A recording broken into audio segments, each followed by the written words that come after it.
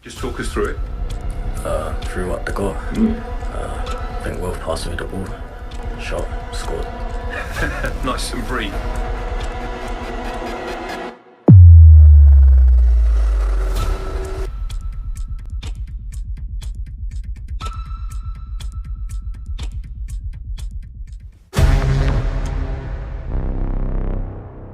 And we are Talk us through it. live, Threw up the people. goal. We are live. The game has started. We are literally 20 seconds in. Yeah, big up everybody. Big up the chat. Man United versus Rosenborg. 5 p.m. kickoff, UK time. So, a lot of people are still at work at the moment. Big up everyone who's still at work. Big up everyone who can't watch the game. Big up everyone who doesn't want to watch the game because it's a preseason game. Big up everyone. Big up all the Man United fans. Yeah. Let me know what's going on. The game's just started. Another preseason match. Another preseason game where we can watch Santos and see what he's all about. The team that started is probably the strongest possible team we could start. The team that started is on your screen anyway, guys, so you can see it. It's Vitek in goal, Maguire, Heaven as the centre back pair, and you got Euro on the right and Luke Shaw on the left. So very, very interesting. Lenny Euro starts another game as right back. Very, very interesting. And the midfield, I believe it's almost the same midfield as the last preseason game. We got Mount and Andre Santos in there. Yeah, I'm trying to look who else. Euro and Cher Lacey on the wings. Well no. Because we started Mbimo and Zirkzee. So in fact, it looks as if Carrick is starting Shea Lacey as a 10 behind Zirkzee. Is that what he's done? It looks like it, guys. It looks like it. It looks like it.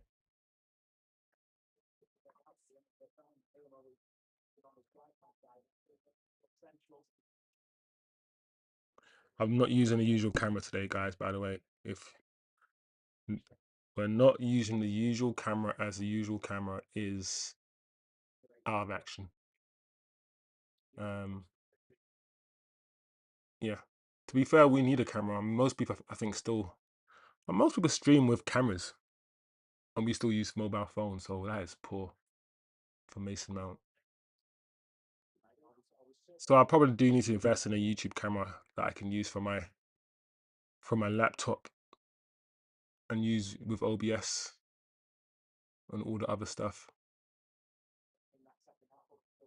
So yeah, big up everyone. Not using the usual camera, not using this usual setup. I'm using a laptop camera today. So different angles and whatnot. None of them angles. Anyway, let's just see what United are on today. Oof, what a challenge there. From I'm not gonna lie, guys. I am so exhausted. So exhausted with Mason Mount. So exhausted with seeing this guy, bro. I know some people in the chat they love Mason Mount, but Mason Mount has never, like, I've always tried to find ways to give him credit before I criticize him. I always try to find what he's good at. But Mason Mount doesn't excel at anything. You know that player that's just like, okay, he's just okay. He will score a goal. But the thing is, he's not technically bad, but what's Mason Mount's best position, do you think? That's the problem. Where if you want to get the best out of Mason Mount and see a Mason Mount, a world class or a near world class Mason Mount, where do you play him? Because he can't play in the 10. He's actually not a 10. He probably wants to play there, but he's not really a 10. He's not a double pivot player. He's not really a central midfielder like that. I don't know. Mason Mount is just a nothing player with no outstanding attribute, no outstanding quality.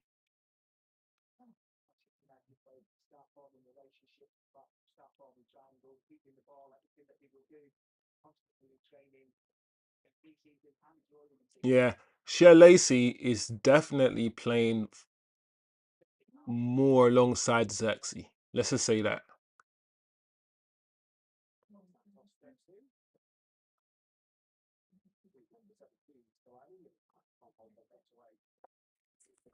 Andre Santos stepping in midfield right there. Committed a foul, Andre Santos, but I feel like that's his game. When I saw him in the last game, he did a lot of stepping. Oh, look at this. This is good from Rosenborg. Yeah, the football that we're playing in pre-season, in the last game, was diabolical. It was so bad, people. A big up Acho in the building. Man's already on Mount as well. Acho, I see that you're on Mount, guy. Listen, it is what it is, man.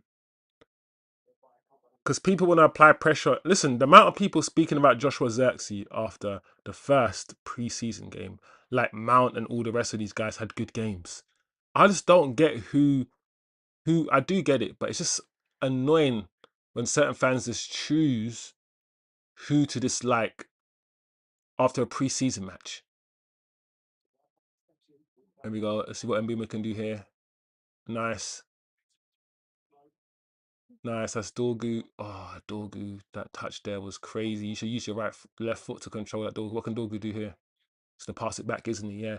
Dorgu's not Dorgu's not on the ball 1v1 guy. Dorgu's somebody that runs off the ball and you put him through. He's not gonna like beat a man while having the ball. Shea Lacey on the right. Slides it back to Mbumo. Are we gonna see more of Shea Lacey this season, do you think, people? There's something about Shea Lacey that, oh my lord, Maguire, bro. Bro, we don't look like a football team at all in pre-season. And this is just pre-season. But my gosh, I can say with my chest that the 90 minutes and the first 10 minutes, 8 minutes I've seen, and yes, it is pre-season, and we're not supposed to be banging in on all fronts and playing wavy football straight away, but we have work to do. We look so blocky, straight. There's no creativity. There's no sort of like invention in last game. And so far, 7 minutes, it's just a bunch of strangers playing with each other.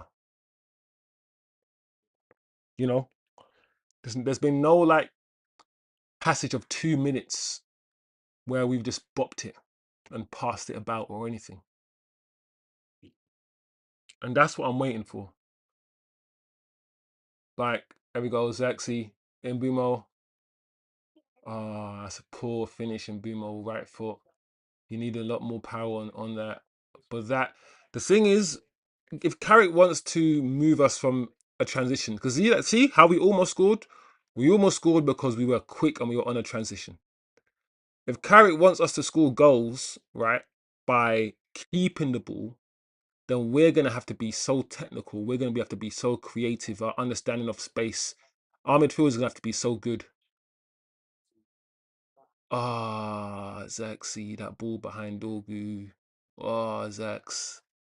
That wasn't good, but better.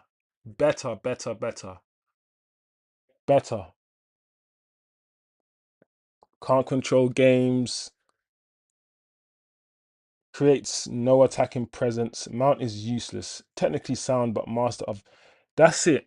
That's what Mount is. Mount is a technically sound footballer, but he's a master of nothing. He doesn't excel at anything. He goes quiet. He goes missing. Like the first 9 minutes, yeah, I notice him. I noticed one misplaced pass, and that's it. That's all I noticed from Mason Mount. And he's probably going to go for the whole 45 minutes, and you're not going to really notice anything from him. And there are some players that you don't notice, but they are important. Like sometimes you didn't really notice Michael Carrick, but you knew Michael Carrick kept things ticking, all these things. Mason Mount. Oh, man. Anyway, Heaven with the ball, centre back. I like the way that Andre Santos is dropping in. Just dropping in that 6. Very secure on the ball, Andre Santos. Doesn't lose the ball a lot. But at the same time, what I need in a 6 is probably Brian Mbumo, bro. Brian Mbumo's touch here. We're gonna have to learn how to deal with Brian Mbumo and his touch. Because Brian Mbumo, yeah. And I saw it last season. And I appreciate his goals and his running and his effort and all these things he brings that are not like the technical game. But his technicality needs to improve, Brian Mbumo. That's the difference between Ahmad and Mbumo, guys. You have Mbumo who's more physical, right? A lot more physical, he's quicker. You know, no nonsense, direct, or at least a bit more direct. But then Ahmad is a better footballer. Ahmad is better at football than Mbumo. And I think Ahmad is also a better right forward or right winger than Mbumo. The only thing Mbumo has over Ahmad is he might be he's stronger, might be a bit quicker, and that's it. That's it. The more I see Mbumo, guys, on this right-hand side, the more I'm like, I don't know if I want to see him there all season. I really don't know. I understand why Carrick played him as a striker up front. And well done, Zirkzee. Mbumo, see? Once again, that was so poor from Mbumo. He had space, he had time. And I get it, it's pre-season, but that's what Mbumo was doing last season. Stuff like that. And if we can't beat, if you're going to go in the Champions League, guys, and face teams like PSG, we have to have technical sound players who can control the ball. And Brian Mbumo's first touch often is just not good enough, man. Look at that there from him. Poor. Absolutely poor.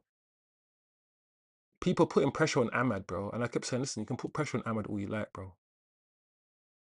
Mbumo scored goals for us, but if Mbumo didn't score goals, if Mbumo had the season that Ahmad had, i.e. no GA, and just his performances, oof, I know people will be piling on Mbumo because his performances have been, but he's come up with goals. He scored goals for us.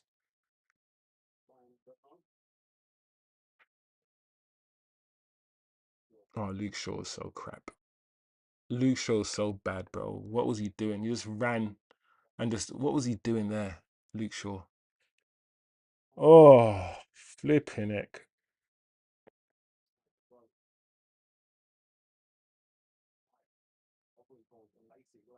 Look at Share Lacey. Much better. Bro, get rid of some of these guys, bro. And just play Share Lacey's and whatnot. That's what I would do, man.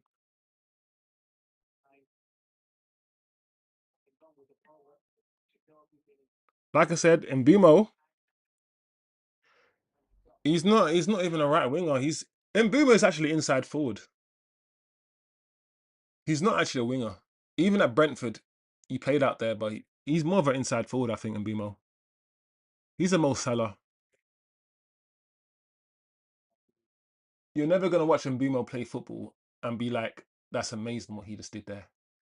He's such an ugly player to watch, Mbumo. Look at that touch there from him. Look at that touch from Mbumo right there. Oh, that touch inside was oh my lord.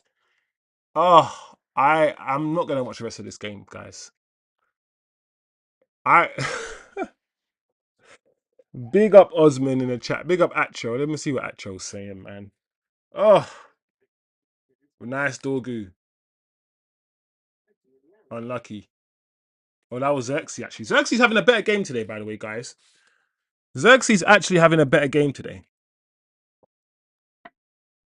He's actually having a decent game.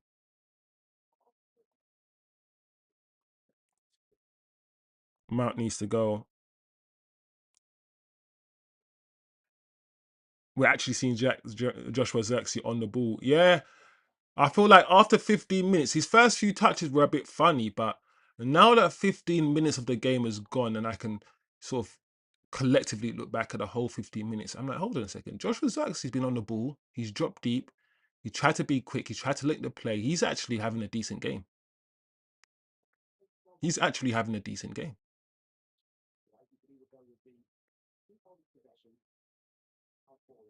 Oh, look at that from Dorgu, that little pass back. See? And Mbuma can never do that, bro. That's him. That thing is that touch from a... And Mbumo's touch is crazy to me. You know, the thing about me is this, guys. I find it difficult to rate a baller if he lacks a fundamental thing. One of the football fund. And the absolute football fundamental for me is your first touch. How is your first touch? If that ball does not stick to your feet, yeah, if you can't get the ball to do what you want it to do, yeah, manipulate the ball and have a good first touch. And I will always find it difficult to rate your other parts of your game. You can't miss the first class, yeah, and then attend the 10th class, bro. You don't even understand algebra, but you can calculate trigonometry, bro. No. You got to understand the basics, bro. So when I look at like how Mbeumo plays football, I know, yeah, I'm never going to like the way he plays football. I'm never going to rate him as an absolute baller, ever. But like a lot of ballers in the Premier League, he might be good for us. His pace and his power, his directness, he's got an eye for goal. All of these things which are slightly a bit more intangible, right? But his technical stuff, man, ugh.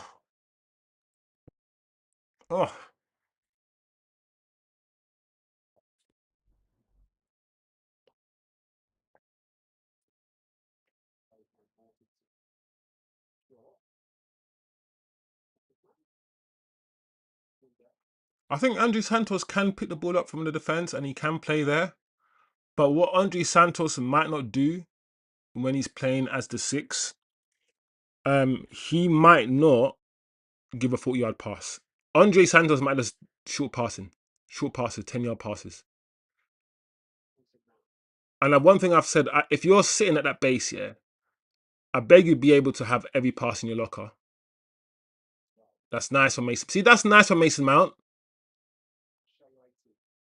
That's nice from Shea Lacey. Quicker, sure. Andre Santos. Yeah, that's nice from Andre. When Santos, yeah, Shea Lacey. That's not good. When Andre Santos is in the final third, yeah, I like his speed of pass and the fact that he passes vertically and he punches it through. I can't explain it, but you just saw it.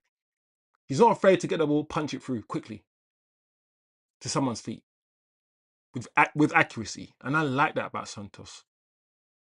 I like that about him, guys. Big up Osman in the chat as well. Shout out pre-season tours in Scandinavia. It is proper old school football maneuver. I feel like in the 90s, every pre-season tour was in... Yeah, you're right. I do remember going to Scandinavia. I don't know why it was. What's up with Scandinavia? Why? Of all the places, why? We had a lot of pre-seasons here. You're right.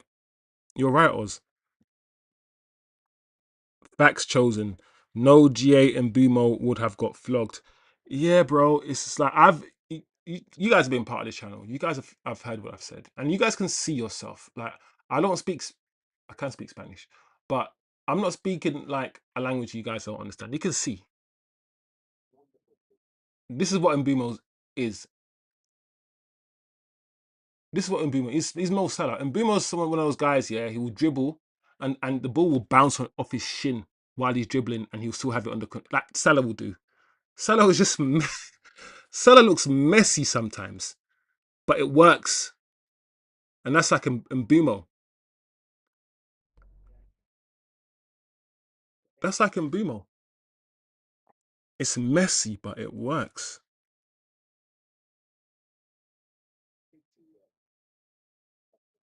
All I say, notice how we've been getting the ball forward with Shea in the 10.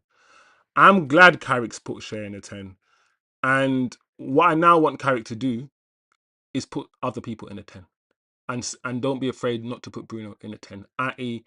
put start Tillemans and what's his face? Santos in the middle of the park, right? Oh, nice. Zirkzee's trying it now. See, this is what I'm saying. Well done, Mbumo. That's better. See? Mason Mount shot. Nothing short. But this is what I'm saying about Brandon Mbumo. All of that, yeah, the ball was just bouncing off his feet. That was the perfect example. That run from Mbumo is Brandon Mbumo for me. Not pretty, not clean, but somehow he got there. Zirkzee is trying it now. He's oozing. This is what Zirkzee does. The problem with people like me and maybe Acho who like Zirkzee is that when we see Zirkzee ooze, yeah, we see it. We're not people who go, I've never seen Zirkzee have a good game. Most people are liars when it comes to Zirkzee. And it's an agenda because I've seen Zirkzee ooze. We've all seen Zirkzee ooze, so we know what he's capable of. But the people who don't like him, who want him gone, they seem to just like not care how good he plays, or just don't see when that's nice in Bumo. Oh, so bad in Bumo. That is so bad, bro. That is such. I'm not gonna lie. That pass to Dorgu is a brain dead pass because if Mbumo had looked up or just used his eyes, he wouldn't have made that pass. And Mbumo is just so. Let me not go on that. Mbumo. It's a preseason game. People are rusty. Relationships need to be formed. You know, he hasn't formed many relationships yet. He's still trying to understand where people are running and what runs people are making. All these things, but oh yeah, I just feel like the Zirkzee thing. Like Zirkzee will play 10 games in a season, yeah. Like last season, not last season, but season before, and you have 6 good games and 4 average games, and people will be like, get rid of him. And then someone else will have the same 10 games, have only 2 good games. Like Mason Mount will play 10 games, have 2 good games, right, and 8 just average games, and nobody will say anything about getting Mason Mount out of the club.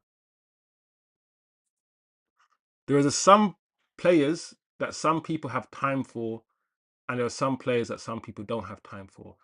The fan base were willing to give Hoyland 3 years to come good. He was going to come good. Well, Zirkzee, straight away, it's get out. This is how it is, and this is why I have a channel, bro. This is why I had to create a channel, because I was tired of that sort of narrative. I want to try to be as objective as I can. I am a human, so I'm going to have biases as well. But I'm going to try to be. It looks like, guys, we might even... Our centre-back partnership at the start of the season is probably going to be Heaven and Maguire, guys. If we do not get a centre-back. So, the back four that we're seeing today, except Lenny Euro, if Dalot comes, because Dalot's coming back, is going to be our back four for the season in the Premier League. So I want to be clear that this is our first choice back four. That's nice, Mason Mount. Andre Santos, let's move with the ball. Let's move with the ball at his feet. Santos just got the ball to Zirkzee just about. Yeah, the left-hand side is so much better than the right-hand side. But it's also because Zirkzee is drifting more to the left than he is to the right as well.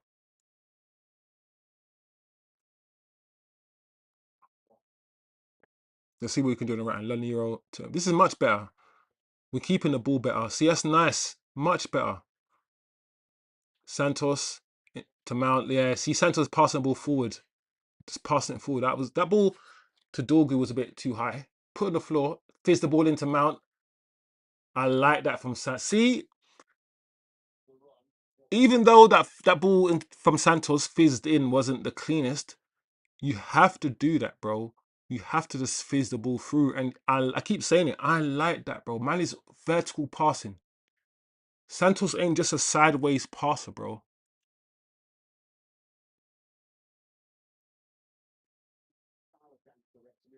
All we need to do now is replace Mount, yeah, with Tillemans, guys. He knows what he's doing. Obviously, Shea Lacey will be replaced by Bruno. Dorgu for Cunha, or Cunha for Dorgu.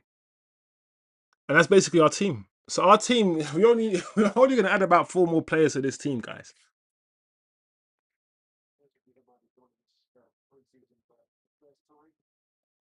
Anyway, big up the chat. Smash the likes, people. Subscribe if you are new.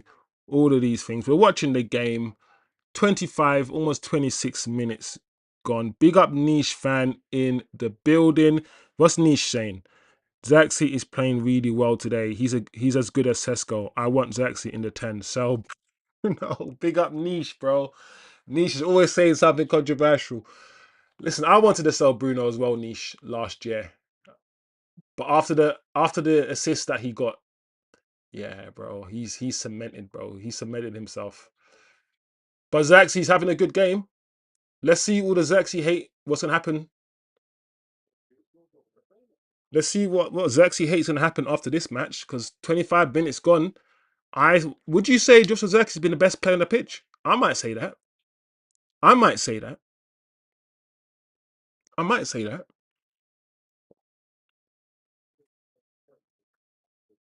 And don't forget, guys, during the season, I kept asking you guys, apart from the fact that Sesko cost £75 million and Zirkzee only cost 30, there isn't a £40 million difference between the two players. There just isn't. And I said Xerxes' all-round game, Xerxes' hold-up play is much better than Sesko's. And I don't see a £40 million difference between Sesko and Xerxes. There isn't one. There just isn't. And people don't want to admit it.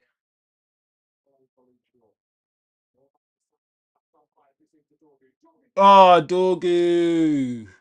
Unlucky dogs, bro. Do you know what? I was gonna say Dorgu could have passed it there. If you're a Dorgu, I don't know. Do you try to cut it back there? Let me watch it back again, people. Let's see, into Dorgu's feet like this. Once again, Santos. Oh, Santos punched it through. Andre Santizzle, bro. His vertical passing, his punch. Ah, bro, I don't think you understand, guys, bro. Every time I see Andre Santos get the ball, yeah, in these positions, ooh, hit the post. It hit the post. Dorgu's very confident in those positions with his left foot, I've noticed. He's not afraid to shoot. Don't forget that shot against Arsenal. Not the one he scored, but the one was it against Arsenal? It might have been against another team, and from 30 yards he just slapped it and hit the post. Probably could have crossed it in, maybe pulled it back there, Dorgu. But he hit the post, so it is what it is. Yeah, man, I'm liking Santos's game, bro. I think we got something here with Andre Santos, guys. Let's keep watching his game. Let's just try to understand what he's about. But we've been here, we've seen his attributes, we've heard from Chelsea fans, we've watched him play. That's nice. Much better. We're easing into the game now, funny enough. We're playing actually better football now. We're playing better football. That's nice. Ooh, Shea Lacey. Look at Andre Santos, bro. Andre Santos is standing up while there's two players on the floor around him. The thing about Andre Santos, he's not even that big. Like, I thought he would be taller, and I thought he would take up more space. But he just looks, he's Fred size, almost. And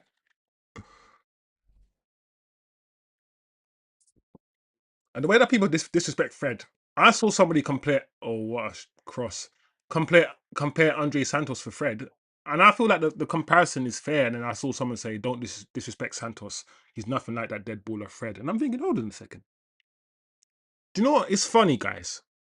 It's funny watching Man United and watching that Fred Scott McTominay double pivot for like 2 years, and seeing that Fred wasn't the greatest, but Fred tried his hardest. In the Champions League, yeah, Fred was a baller. In the Champions League, yeah, is when Fred came alive. Fred was sick in the Champions League, bro. Right, Scott McTominay hid. Don't forget, both Fred and Scott McTominay, people kept calling them Mac Fred. And I kept saying, hold on, it's not Mac Fred, bro. Like,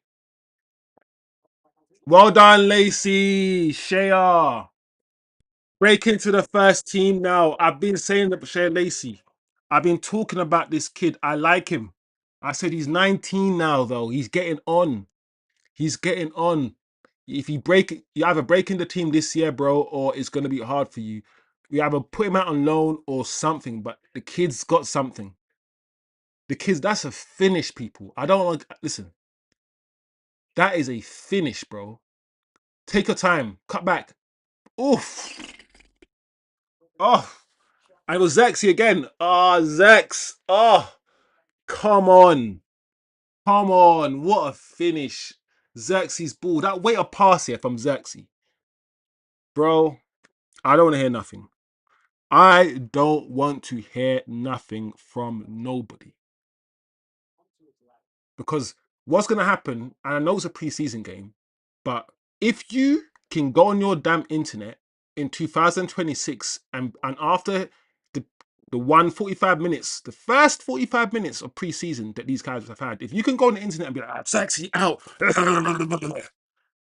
after 145 minutes, then similarly, after this 45 minutes, you can easily go back on internet and be like, Zaxi in, Zaxi. Bro, if you can base an assessment after 45 minutes in one game, then surely the same can be applied after this game, after this 45 minutes. Zirkzee got an assist. You can argue, listen, I'm not one year to give an assist here where a man like Zirkzee, where a man has to beat a player, cut in and wrap it. For me, those aren't proper assists. But in the world that we live in today, yeah, it is classed as an assist. So, man's got an assist. And the way that Zirkzee dropped deep in that position and Shea Lacey was running off him. You know when I said how you can have Mbumo and Cunha running off Zirkzee because Zirkzee can do that shit? That is what I'm saying, because in that position, if you go and watch the goal again, guys, you had Zirkzee dropping deep, and who did you have running off Zirkzee? You had Dorgu, and you had Shea Lacey running off Zirkzee.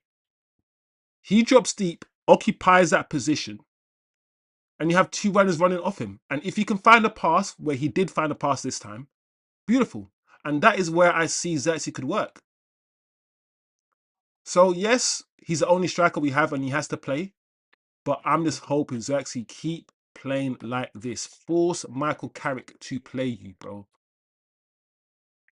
It's the only way, because the conversation about a striker is hotting up. Keeps hotting up. And if you want to stay in this team, listen, some people, yeah, have to pay their rent every day. Have to play excellent. Have to play amazing every game without fail. And if they don't have if they have one bad game, the fan bases get out. And some players get to have bad games. Get to play rubbish.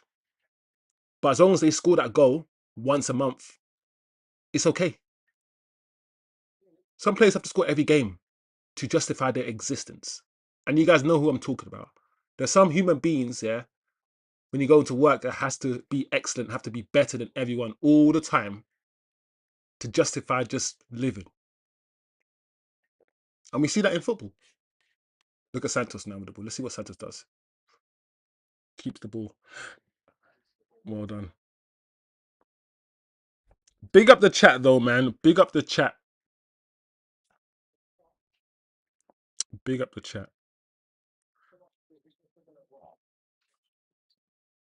Let me change the score. I need to change the scores, don't I? Let me change the scores.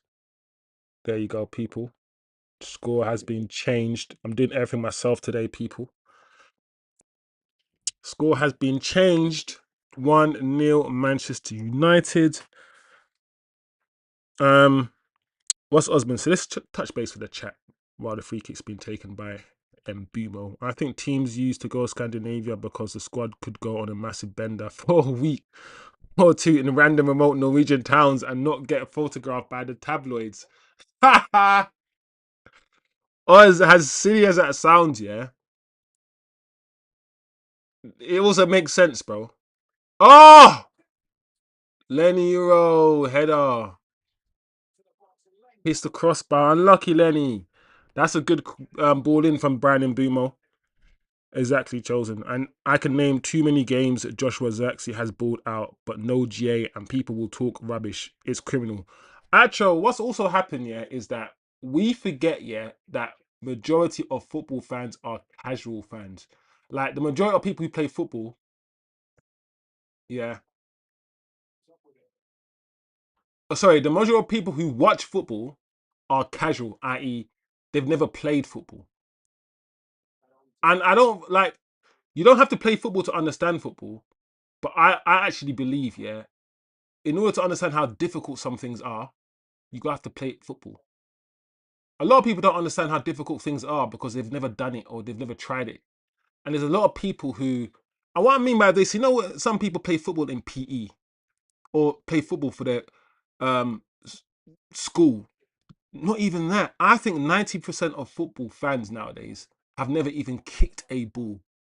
They're just people who are online, who look at data, look at GA, never go outside, don't, and just love football.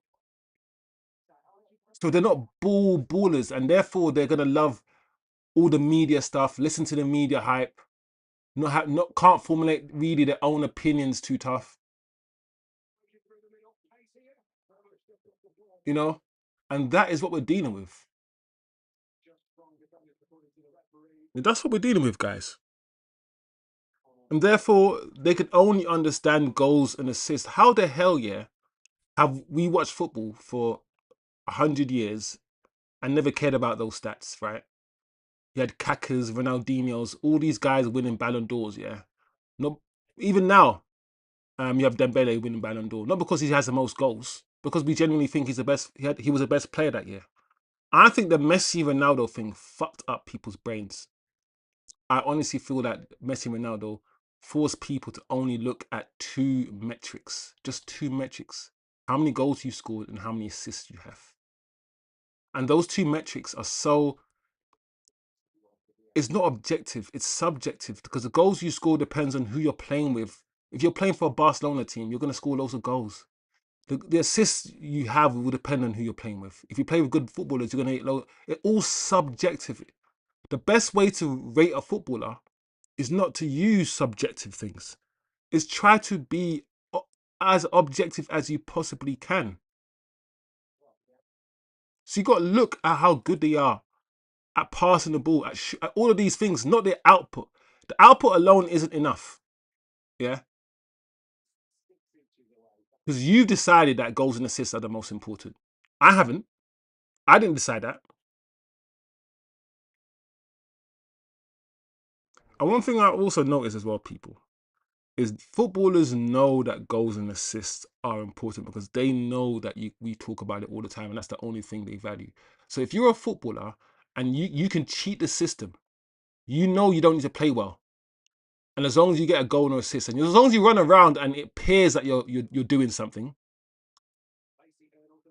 as long as you run around and it looks like you're doing something, yeah, and then you get your assist right at the end of the game, people say you've had a good game. While someone else who's actually had a good game without the stat, without the GA, people be like, oh, he was all right. Footballers are twanging football fans who don't understand football. And like I said, most football fans are just, what would I call it? Passive. Armchair. Most football fans have never played a 90 minutes game of football.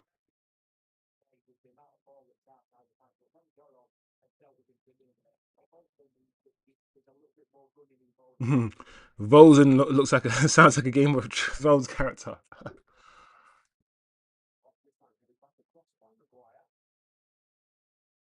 This is also better as well from us. Oh, Mason Mount, bro. That's a foul, no? No? What? Mason Mount looked like he fouled, man. See? At the same time, yeah, you got to look at moments like that, yeah, where Mason Mount is running back and sprinting back. That's Mason Mount. That's Mason Mount for me. All energy, not a lot of substance. Every now and again, he might do something clever. He's just a frustratingly. He's a frustrating character, Mason Mount.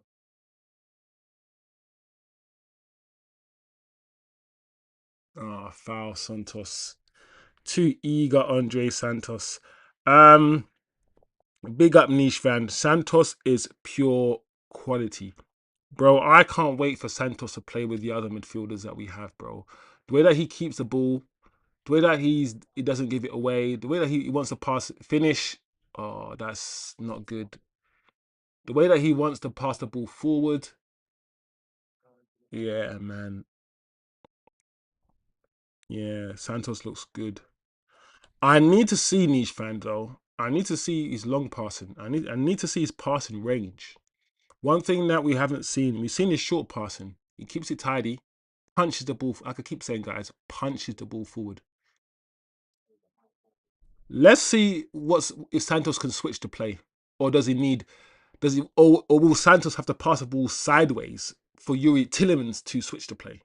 Because the idea for me is that I don't want a midfielder that is incapable of doing something. Like if you have the ball and someone's making that run, find him.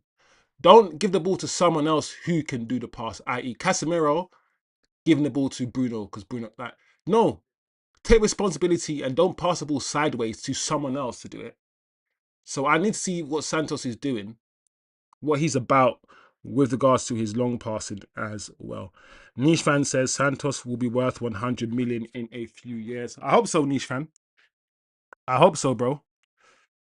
I hope so. It's between Joshua Zirkzee, Euro, and Santos. Yeah, Euro's having a good game as well, bro. You're right. Euro's having a decent game at right back.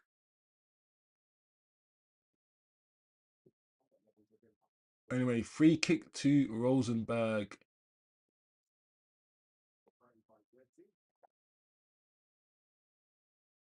Dorgu.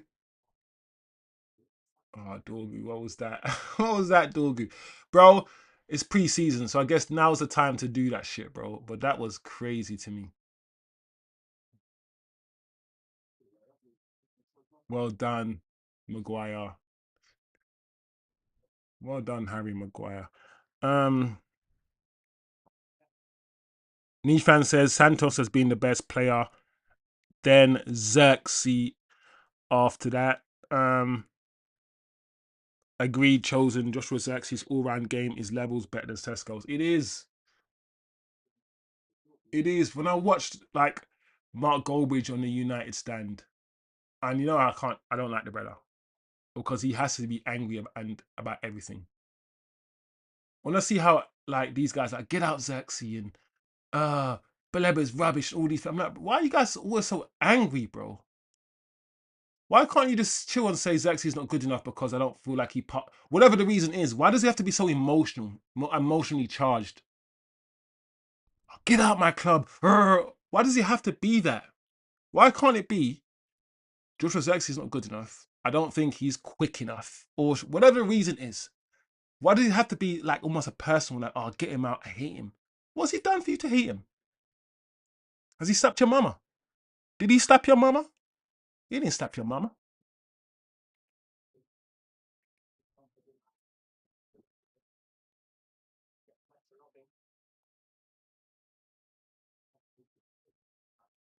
Yeah, I'm not gonna lie, guys. Cher Lacey could easily be part of our squad next season. In fact, I'm expecting Cher Lacey to be part of our squad next season. Why not? Why can't he be? The odd Carling Cup, Carabao Cup game, maybe. But the thing is, on the right side, guys, we're kind of all right. We've got Ahmad, ooh, that's nice. That's nice for Mason Mount. Clearance for Mason Mount. We got Ahmad. We got Mbuma on the right hand side. Look at all these seagulls, bro. Bro. There's about bro. There's about 10 seagulls all over. It's flying everywhere. Raw.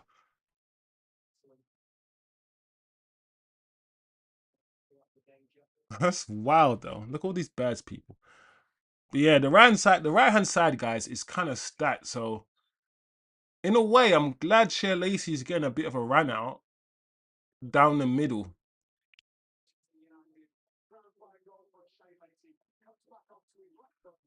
And do you know what about Cher Lacey? A bit like Ahmad, he's small, he's intricate. So he could play. Just like Ahmad, some of you guys, it might even be niche, man. We're saying play Ahmad in the 10. Because Ahmad played in the 10 for Ivory Coast. And I feel like Ahmad in the 10, popping up everywhere, good first, much better first touching than Bumo. Lay off, find people. It could work. It could work. So that's it, people. That's the first half. Finito. First half done. Let me know what you guys think of the first half. We are expecting JJ Gabriel as well to play. I know a lot of people have been waiting to see this kid. He's been labelled the next Neymar, apparently.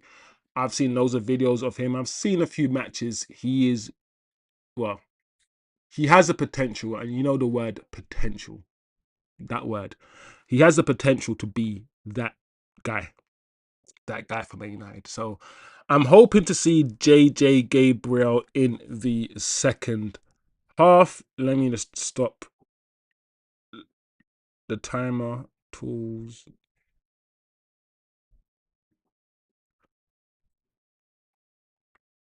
Stop. There you go. Timer. Stop. Yes, I'm hoping to see JJ Gabriel in the second half. I can't wait, guys, until we have a preseason game where Carrick is not making 11 changes, where we can actually sit and try to understand what Carrick wants to do. Because these next games, last game, this game, and probably the next one, it's all to do with fitness and trying to get some match rhythm. And I'm expecting Carrick to make some changes. But I hope he gives these guys maybe another, because that's what happens usually, right? Give these guys another 10 minutes maybe. So give them 55, 60 minutes, and they give the other youngsters half an hour. And then the next game, give these guys, maybe next game, give the youngsters 60 minutes and give these guys 40 or half an hour, whatever it might be. That's usually how we see preseason games in terms of how managers or coaches divide the match time between the players. But we'll see. We will see, guys. Dorgu unlucky. Look at the half turn from Dorgu. Dorgu's another one where I'm not worried about Dorgu. I've seen enough of Dorgu that once he gets in his mojo, once he gets in his zone, he'll be all right. I prefer Cunha there on the left. Cunha is a left wing option, and I know Cunha wants to be in the middle, and he's going to drift in the middle. He's going to cut in on his right hand side, which means for me, we're gonna need more from Luke Shaw. The left hand side was dying, and Cunha was all by himself because Luke Shaw just doesn't want to join in with football. Luke Shaw doesn't want to overlap. I keep saying my issue with Luke Shaw is that it's here. Everyone's issue, Mourinho, everyone's issue with Luke Shaw is up here. Doesn't want to attack. He doesn't want to overlap. He's not aggressive enough. He stands on a halfway line. And that is why being a left centre back, or just being a centre back in general, I reckon will suit Luke Shaw in his stage of his career rather than left back. He doesn't have the ability to fly up and down the pitch. So I wouldn't mind, guys, Cunha on the left and Dorgu as a left back, because at least then I know Dorgu's going to give the width. If Cunha cuts in, as he does, into the centre, Dorgu will hold that width as a left back.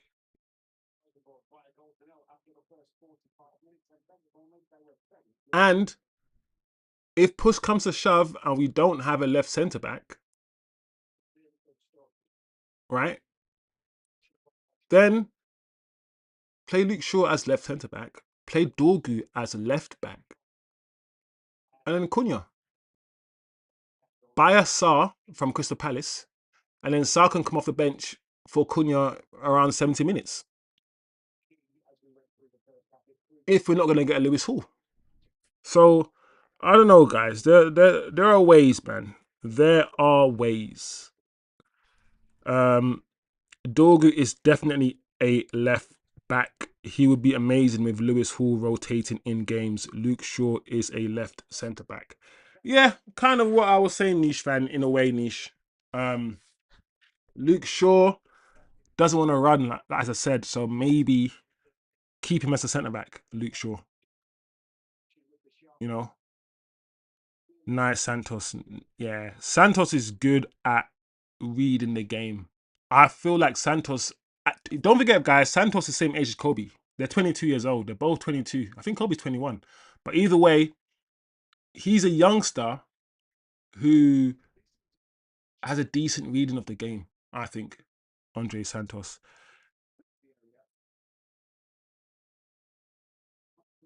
Zirkzee isn't a 9. He's a 10. That's it. That's it. Joshua Zirkzee, the thing is, they probably thought we could bring Joshua Zirkzee in and change him and mold him. But no, Zirkzee comes across, he's one of those footballers where you try to mold him into an all-and-out 9 that doesn't drop deep, that just stays up there and all these things. I don't think you can. I think Zirkzee plays the game the way he plays the game. And you're always going to have to... Because most coaches want to bring a man in and mold him. I feel like Zirkzee is a player that you mold around. You take him as he is and you mold the team around him. I don't know how much Zirkzee is ever going to change. And that's the thing. Whatever they want him to be, Joshua Zirkzee, he's clearly maybe not that. And he's never going to be. He's just going to be Joshua Zirkzee.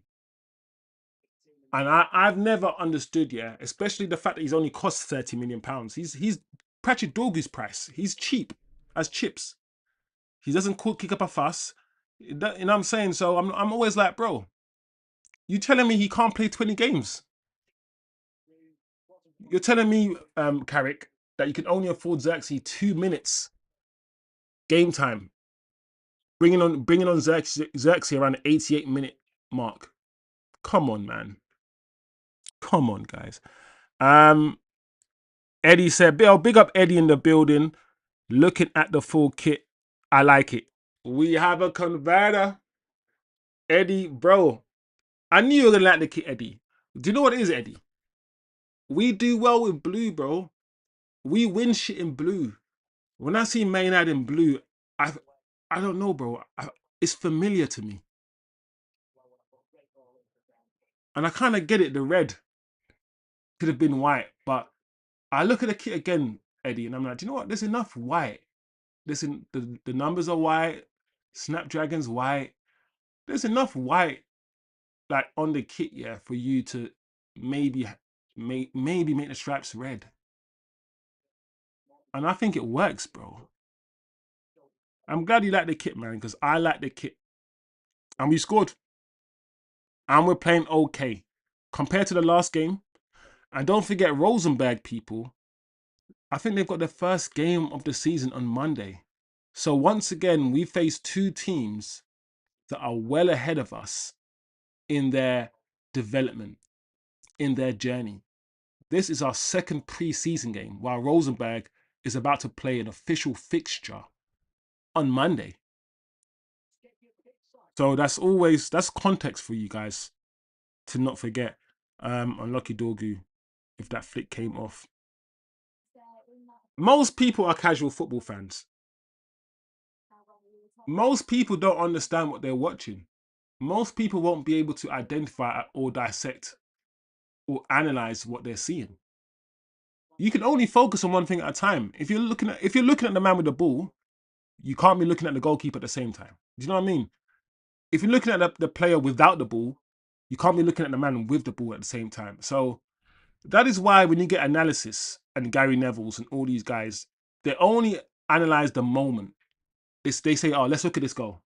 Let's look at that goal. So they'll analyze the actual goal, the 30 seconds that led up to the goal.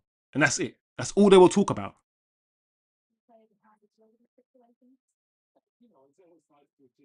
And that is, if all you're doing is analyzing the final action, you're not going to get or understand the completeness of what is happening.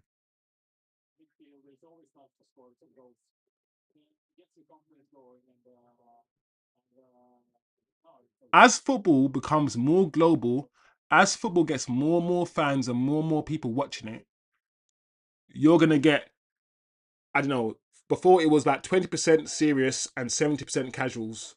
And as it becomes bigger and you get billions and billions and more people watching the shit, more and more casuals. So now the atmosphere is, and football, the football sphere, yeah, is just filled with casuals who support footballers because they're handsome. Loads of guys like, Ronaldo because he's got abs. Loads of guys will like Calafiori because he's got long hair. Those sort of casuals who, they're not gay. They'll say they're not gay, but they like footballers, or they're fans of footballers for non-footballing reasons. And that brain, that sort of fan is infesting football fandom. These casual fans who don't actually care about football. They care about all the glam and the celebrity and posting things like, look at Haaland and Jude Bellingham's friendship. Look at these guys' friendship. They're friends together and all of this shit. That's what the young fans are on now. They don't care about football. So it is what it is. And we have to fight these guys, bro. Not literally physically fight them, but we have to wrestle football back away from the nerds. And I love nerds. But back away from the guys who don't understand football, but just do stats. Think football is played on their Excel spreadsheet. We have to wrestle football away from the fans who think football is played on an Excel spreadsheet. We have to wrestle football away from those, because they're the ones who dominate a lot of the rhetoric and narratives. The data-driven, and listen, data is good, but the fans who only don't care about football and only look at stats, yeah. Well done, Mount Santos. How has Santos been? How would you guys describe Santos's performance today? I would say Santos has been very measured. He's been very measured. He's been very calm. He has committed a lot of fouls, but that's how his game is. He's going to be very quick. He prefers to play in the final third, actually. I think Santos here is going to be a good player for winning the ball back in the final third. I think he's going to be very good, guys, at winning the ball back in the final third and just giving it straight away. I think we're going to get a few goals and he's going to get a few assists. And once it happens, you come back to his channel and say that Chosen, you were right, because you guys know 99% of the time I'm always right.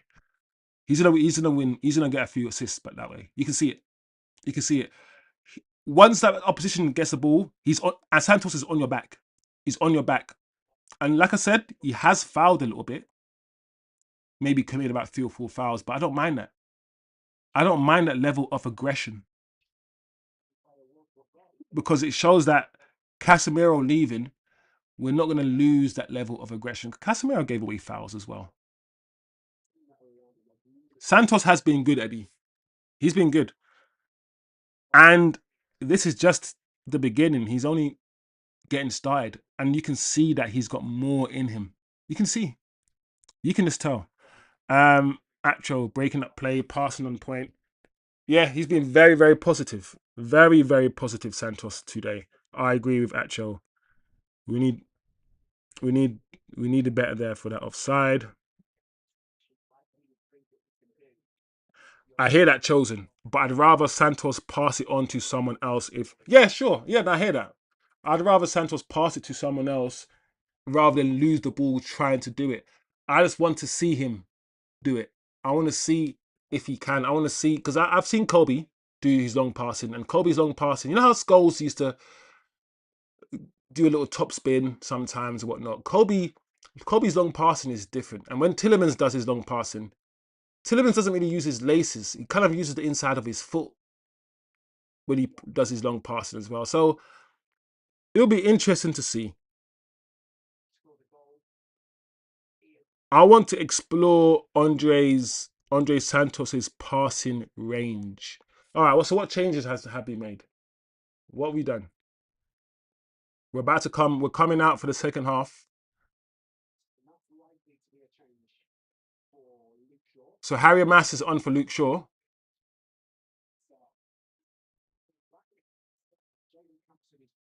What did I tell you guys about the fact that Carrick might give these guys about 60 minutes?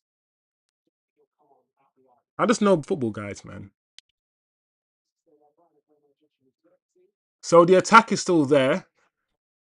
Everyone's still there except it looks like, guys, Luke Shaw is off for Harry Amas. And that is telling because we know that we're looking for a left back.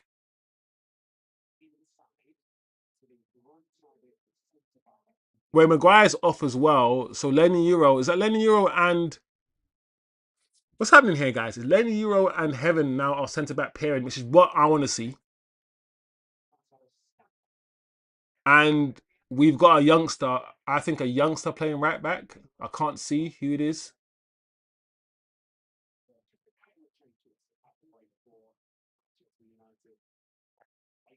Look at Lacey. Unlucky Lacey. It's not good enough there. Unlucky Lacey. We need Lacey in. If Mbimo is thinking it out, play Shea or Ahmad. Yeah. Listen, Shea Lacey is not doing anything wrong right now. If Shea Lacey wants to put himself into contention for starting this season, yeah, he's doing everything that he can to do so. He hasn't put a foot wrong. He scored a goal. Brilliant goal he scored. All I can say, guys, is keep doing it.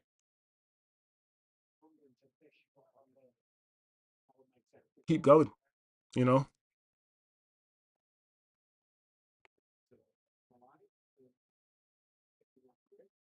Ooh, Harry Mass's touch there was crazy. Oh, Lord. Heaven's touch there was mad as well. What is going on? Oh, I didn't start the time. I forgot to start the time, guys. Minute.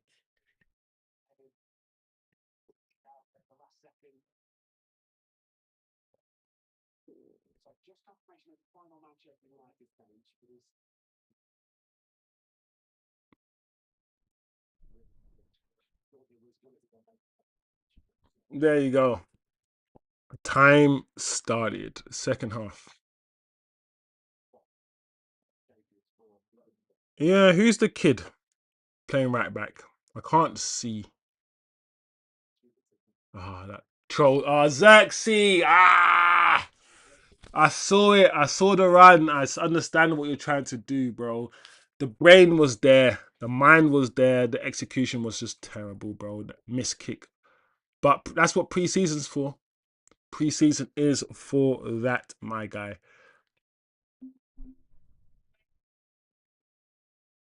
I would like to see JJ today, but I need to see him with some of the main... Bro, I just want to see man on the pitch. I just want to see him on the pitch. I don't really care if he's playing with the main hitters. Because we have to wait, what, 2 weeks for the main hitters to come? But you mean the first team? You mean you don't want Joshua Zirkzee, you don't want JJ to come on with the kids. You want to see him with this team. Yeah, I'm with you, to be fair. The shape today. Hold on, let me see what's going on here. That's nice. See, Mason Mount, that's a nice switch of play for Mason Mount. Oh, that's so poor.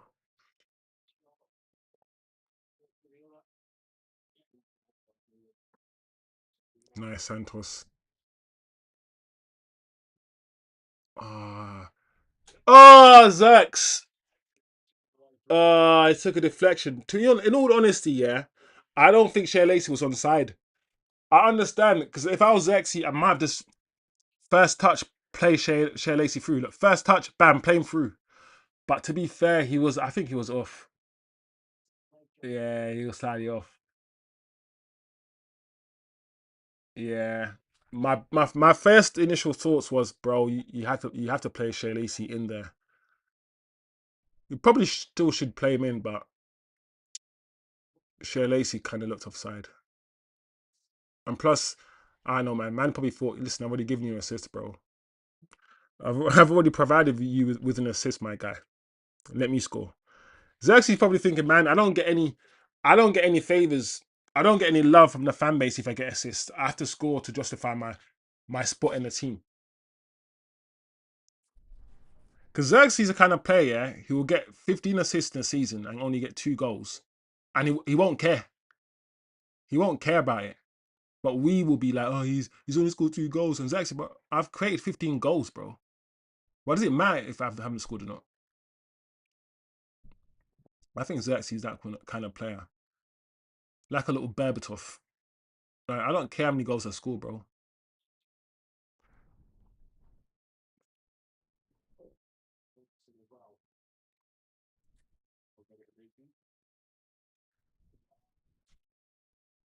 The shape today has looked good. Also, I'm happy to see we have been fluid. More so, we have been doing great counter pressing well. Yeah. I mean, the best organized team. I mean, the reason why Arsenal won the league is not because they were good at attacking wise or anything. It's because their organization was the best. Arsenal's organization, the way that Arteta has them drilled and blows his whistle, does all them things. Arsenal are a well drilled team. They're very robotic. They're very boring, but they're so hard to score against. Very hard to play against. Wow. Well drilled team. And that's what we need to be. We need to be well drilled. Counter pressing, know when to counter press. What are the pressing triggers? All these. He was on side, guys. He was on side. I saw the goal, says Eddie. Well done, Lacey. Ahmad like finish. Yeah, and that's the thing. We haven't seen a finish like that from Ahmad for like a year, bro. Listen, at wing back, yeah, under Amorim, Ahmad was a devil. Ahmad was cutting in, smashing it. Ahmad was doing stupid stuff, bro. We haven't seen that this year. But yeah, that's the kind of finish that Ahmad was doing last year. What a ball. Was that Santos's ball?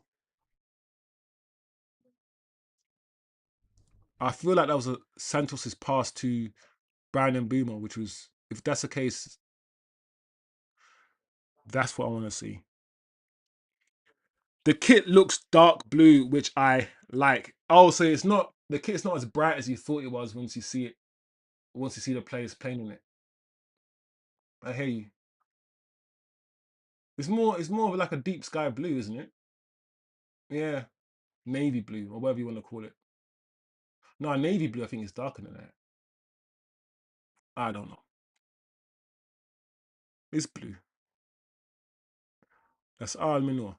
All me know is that the color is blue.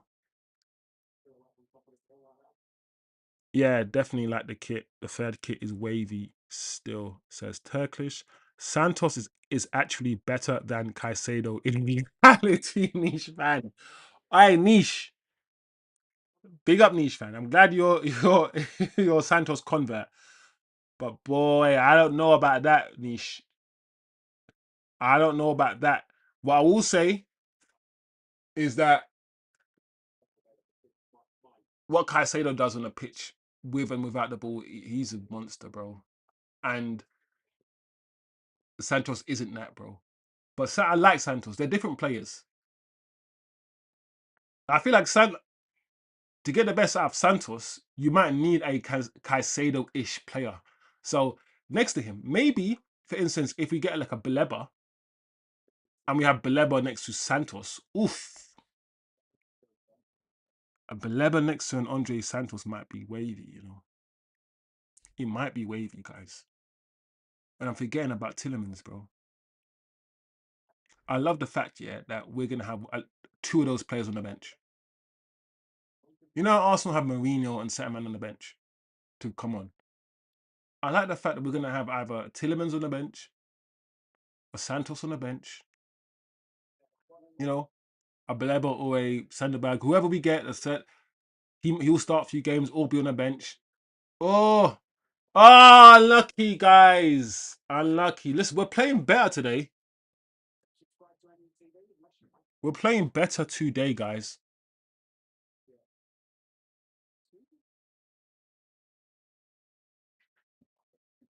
Caicedo is good but glazed. When you say niche, you're saying that he's a bit overrated, niche fan. Hmm. I think he is, but at the same time, just because I feel like he's over, just because I think like I feel like he's overrated doesn't mean I don't think he's good. I think Caicedo is a baller, bro. I think for what he does, yeah, he is very good. But what I will say is that he doesn't make Chelsea's midfield very technical. He is what he is, Caicedo. And he does have a lot of tech. Oh, unlucky.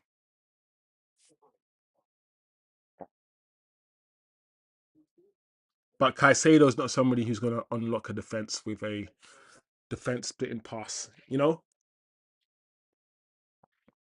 But yeah, Caicedo's a baller though. Let's not do that. Nice, Carrick keeper the same team. Yeah, man. Lay off to Zirkzee. Nice. Well done, Joshua. Oh, Joshua Zirkzee. He's playing it. He's playing. He's playing. He's playing. He's playing. Joshua Zirkzee's playing. Ah! No! No! No way! Bro, don't sell my guy Zirkzee, please. This is what he could do if you have faith in him. Ah, Joshua. Joshua. Flipping heck. Look at this. No. That ball, yeah, to Amas. Oh, that ball back. Bro, Harry Amas's ball back to him was dumb, you know. Harry Amas's pass back to Joshua is it Amas? Oh, Joshua. He took the piss, bro. He took the piss. Oh no, bro. The goalkeeper. Oh shit. Oh man. This is bro, I ain't gonna lie, yeah. When I see shit like that, yeah, I get a tingling feeling in my body, bro. When I see stuff like that, when I saw Sancho for Man United do a little step over and sit the goalkeeper down and score, when I see pure tech, pure skill, I'm just like, bro, that is what football's about. I can do the robotic sideways passes and tap ins and all these things. That's cool. But moments like that of sheer brilliance, bro, that is what I'm on, bro. That is what I'm on.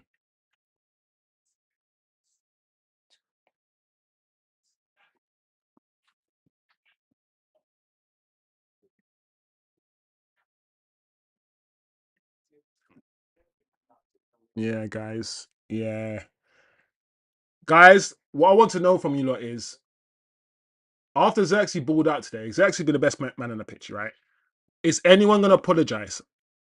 This is the thing about people. People, you can spend a whole week, yeah, tearing someone down, yeah, because you're right, yeah. And when you've been proved wrong, you don't spend a whole week putting a person back up. You just move on to something else. There's no like, oh, I'm sorry. There's no recourse. There's nothing. This is what I don't like, guys. People can chat shit, yeah, online, and there's no recourse for nothing. And when they get proven wrong, don't come out and apologize or change their mind. That niche fan is a man, yeah. Man changed his mind, bro. Man saw Santos and said, you know what? He balled out today. I'm not gonna be ignorant, yeah, and have this one track mind. I'm gonna change it because I've got more information. These same people that want Xerxes out, yeah, are now gonna be like, oh, Xerxes played well today, but I don't. They're either gonna be like, Xerxes played well today, but we still need to sell him. Why? If he's played, why? That doesn't make no sense, bro. Bro, he made the goalkeeper lay on the ground, yeah, like this, yeah. Goalkeeper's like that on the ground, like he was like doing a photo shoot. Joshua Zirkzee made the goalkeeper lay on the ground, yeah, like the goalkeeper was doing a photo shoot for Vogue or something, bro. What were you doing? Get up, bro. Crazy, bro. Crazy. Exactly. Joshua Zirkzee can assist like 20 times and he will still get cussed for 2 goals. Bro, it is what it is. Some people got to pay their rent every day, and while others don't need to do it. And we know why. We know why, but we don't need to talk about it. How would you describe our style of play today? Our style of play. I feel like the same. Our style of play, very direct, on the front foot. It isn't possession for possession's sake. Using width, using the wingers. Our striker is dropping deep, and that's different. If we were playing with Sesko today, Sesko will be the main striker. Oh, good free kick. But Sersky is dropping deep and allowing Brandon Bumo, allowing Dorgu and Shea Lacey the ability to run beyond him.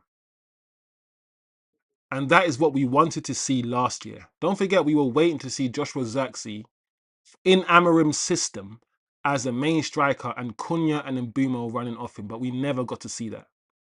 In this preseason game, we're kind of seeing elements of that. We're seeing elements of that.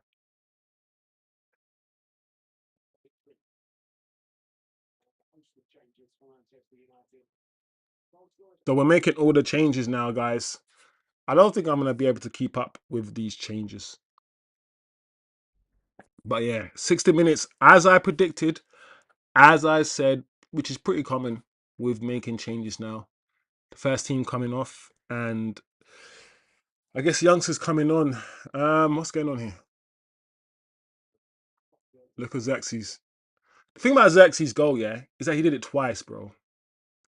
And oh, the thing about Joshua Zirkzee's goal is that one, there's no pace involved. When people in the chat, and I know Niche fan, you're very, very pace and power team. No, if you're good at football, you don't actually need that much pace. Like, it's a fact that he did it twice. He did it to the defender, and then he did it to the goalkeeper, all in one same movement. That's so Anthony Martial like. It is so. That's probably why I like Joshua Zirkzee. You guys will start to understand the kind of footballers I like. Xerxes, the Amads, the Martials, the Mason Greenwoods. I always like the most technical of our footballers. The one matters.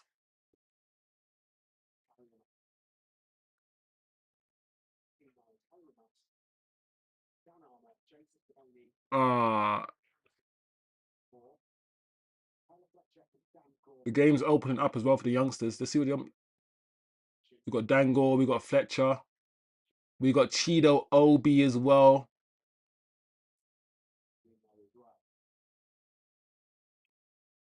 Mason. What happened to guys? Where is where is that? Is it Colombian kid? That left back that we bought last year, the 19 Diogo Leon. Why isn't Diogo Leon playing? Why isn't he here?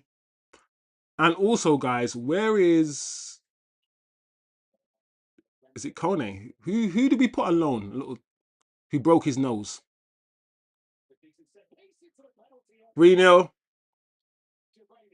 Well done, youngster. Jacob Devaney. Look at this guy. Well done, man. Well, I don't know who that is. I'm not gonna lie to you, but well done, youngsters. Jacob Devaney. Yeah, what happened to that guy? What happened to I don't know, people. Are we missing a few people?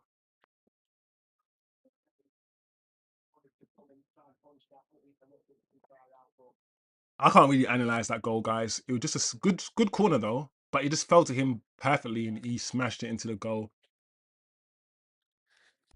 Yeah, good goal.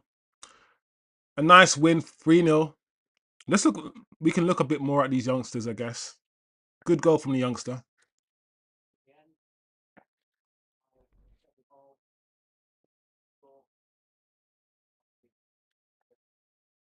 Oh yeah, Zirkzee took the piss, bro. This will get us good money from Juventus. Yeah, I hear that Juventus are in for Zirkzee. I feel like Xerxes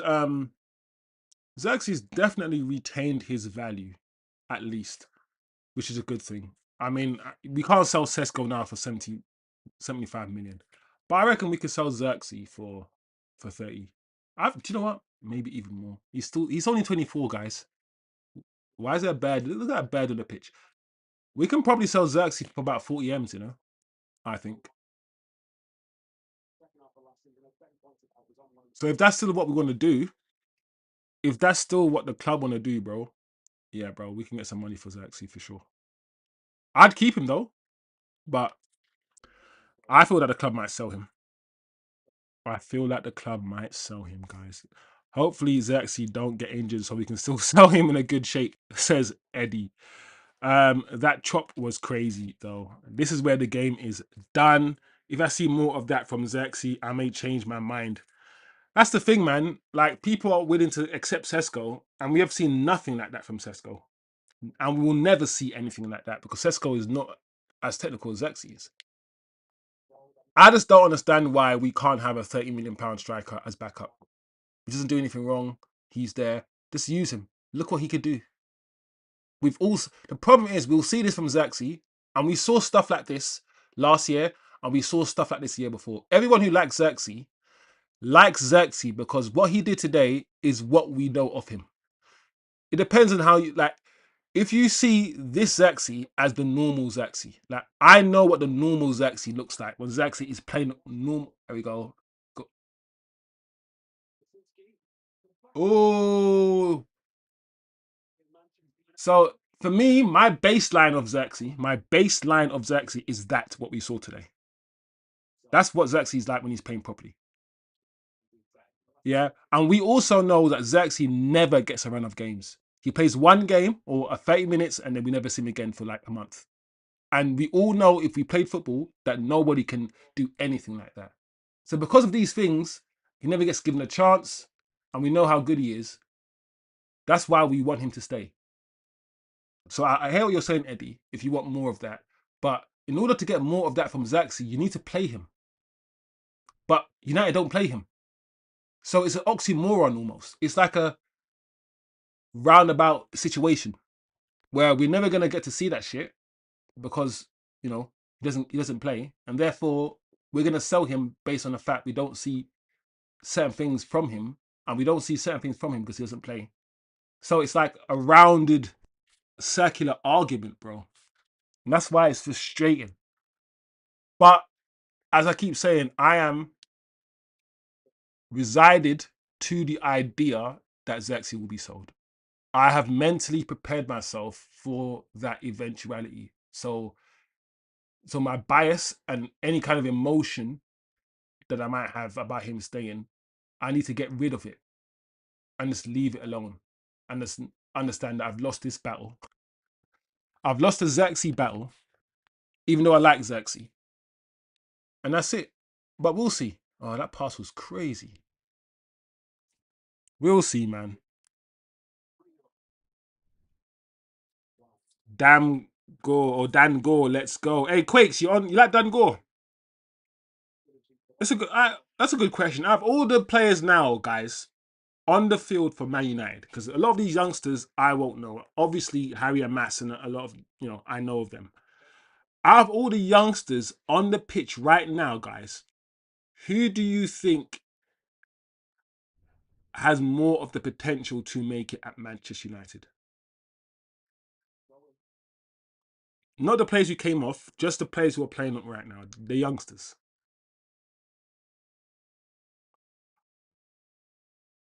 Just the youngsters that are on the field right now. Who's got a better? That is it. Sekukone Kwaku. That's it, Quakes. Sekukone. Where is Sekukone?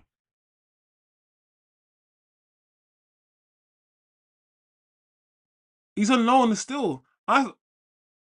Quakes. How is he on loan still? When it's is the loan deal for 2 years? Because if the loan deal is only 1 year, then the loan finishes in June, bro, when the season finishes, and he comes back.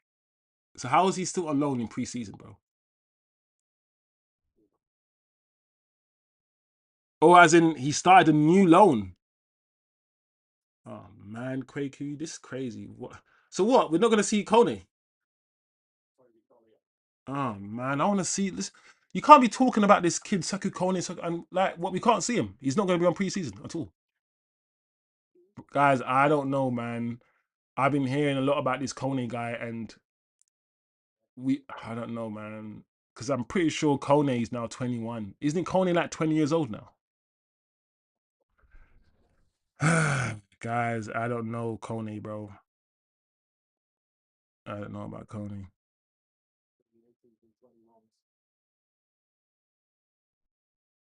Yeah, he's not going to make it at United. It's a shame, says Turkish. What a goal, Joshua Zirkzee. Sold him a dream like MO. Is that true? What a finish, bro. Absolute amazing finish. To be fair, that was an extremely pre-season type of goal. What a slide tackle. And the defense got hollowed out. In my opinion, in the Premier League, there are two super elite centre backs clearing that before Joshua Zirkzee even dribbles into the box. I hear you, Osman, but he has not like that, but he has done similar things in the Premier League. Listen, the season ago, he did a piece of move. He did a move, yeah, that put Gabriel. Was it Gabriel or Saliba on their backside, bro? Like, I hear you though. He might not be able to do that, but I've seen Joshua Zirkzee in the Premier League put people on their bums. But I hear what you're saying. The defending there was crazy. It was shocking. It was. I can't lie. Big up that youth for that goal as well. What a lift. Yeah, man. Big up these youngsters, bro. I don't know all of these names, but if anyone, jumps out at me, we're still waiting for JJ Gabriel. We saw him warm up for a little bit. And I'm not gonna lie, guys, when I look at JJ Gabriel and his stature, yeah, man, Chido Obi, yeah, is so on the ball, yeah. He's very 4-0. Amas. Well done, Harry Amas, Toby Cotton. Bro, this team, do you know what's funny about this second team, yeah? Is that context is key. People get tired in the second half, and also the opposition in the second half also make changes. However, that's the context, and there's probably more to the context. But context included, in both games, we've kind of looked slightly better with the youngsters. Let's add more context. Maybe young players play with a bit more. We know young players play with a bit more freedom. Maybe they've got more to prove. Who knows? There are multiple reasons, but in both preseason games, we've done okay. We've done all right with the youngsters on the pitch. 4-0, and that's a good goal. I like goals like that. That's a good goal from Harry Amas. And also, Harry Amas was having a good time on loan. He was playing well on loan before. I think he got injured, right? Did he get injured, guys? I believe he got injured, but before his injury, I was seeing online how good Harry Amas was online. I mean, on loan.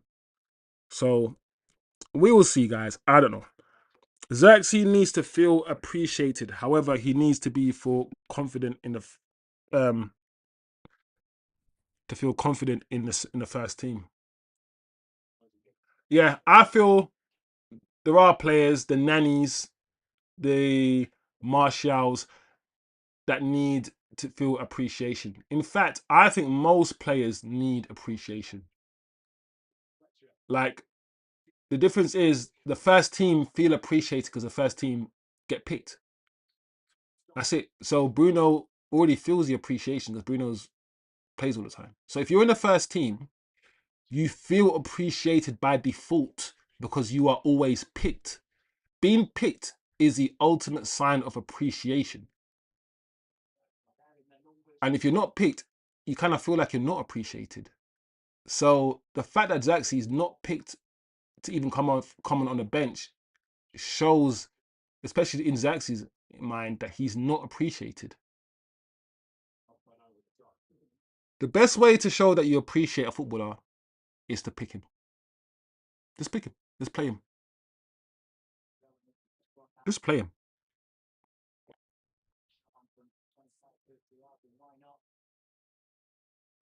He's not someone who's like, the people who can come on and impact a game in a crazy way are usually the guys who have crazy physical attributes. The silky ballers like Zirkzee, you don't bring on an 80th minute to rapidly change the whole direction of a game. He can, but you don't do that. You start him, and then you bring on a Sesko. You don't start Sesko, then you bring on a Zirkzee. To me, that don't make sense. Oh, that's nice. Oh, unlucky.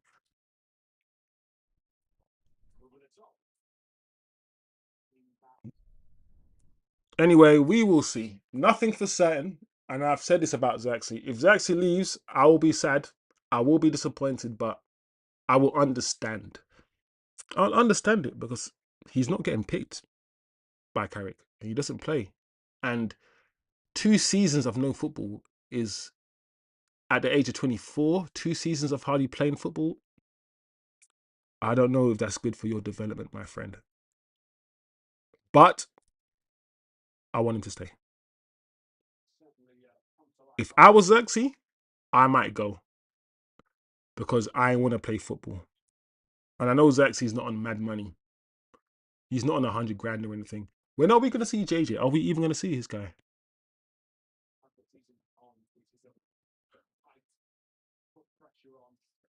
They put him on loan again. It was announced today or yesterday. Oh, man, Kwaku. Oh, well. Yeah, I feel like, guys, I'm not going to lie. I feel like anyone who had a hope of Kone making it into the first team. Listen, things can still happen. He could still have a great season. He could have a crazy season, force his way into the team, and then come back at age 21 or whatever he is and be like, yeah, I want first team football. And who knows? But guys, I just don't know if I can see it. So, and that's a problem with all these youngsters hyping them all up. That's why I say, listen, as much as I even talk about JJ Gabriel, until he starts playing in the first team, until he makes his first team appearance, I'm not going to get too excited. Yeah, Sekou Kone agreed another season long loan today. I mean, at the end of the day, you can look at it this way, people. The fact that he's agreed a season-long loan, and the fact that we're even loaning him out again rather than selling him, or could mean actually we have hopes for him. I don't know. You can look at it that way, right?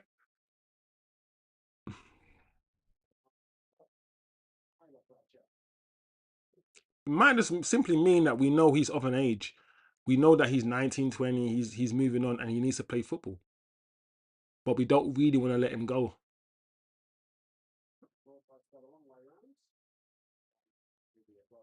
Dan Gore. There's a lot of hopes, a lot of high hopes in Dan Gore. I know a lot of people talk about Dan Gore.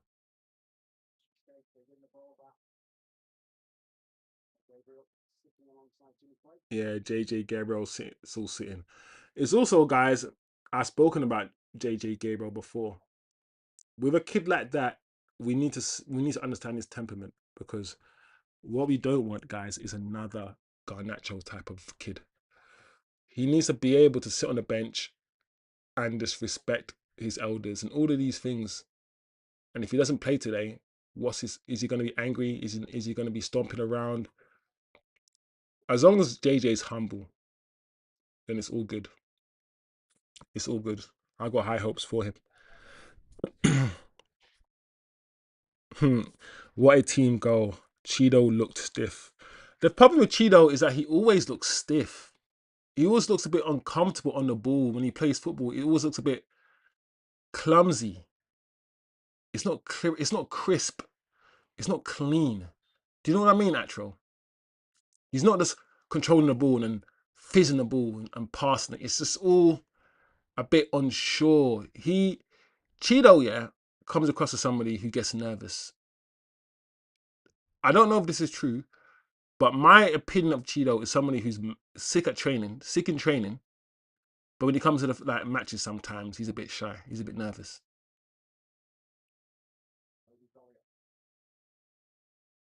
Listen, it could be me projecting because I don't know this for sure. But that's what comes to mind when I think of Cheeto.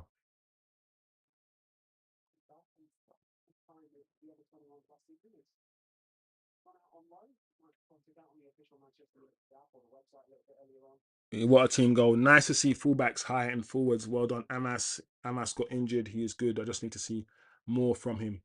I agree. I feel like before he went out and loaned Amas, he played about a few games for us. And in the few games he played for us, was it under Ollie? No, it couldn't have been under Ollie. That's too long ago. Who was it under? Ten Hag? Can't remember, but he looked decent. He was putting crosses into the box, but my issue with what I saw of Harry Amas when he played a few games for us is that he wasn't quick and he wasn't strong. He was a bit small for me. Just a bit small in stature. I'm not even changing the score at all, am I? Let me change the score, guys. Sorry.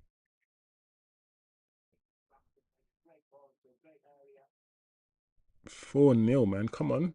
Get it right. It's 4. 4-0. Yeah.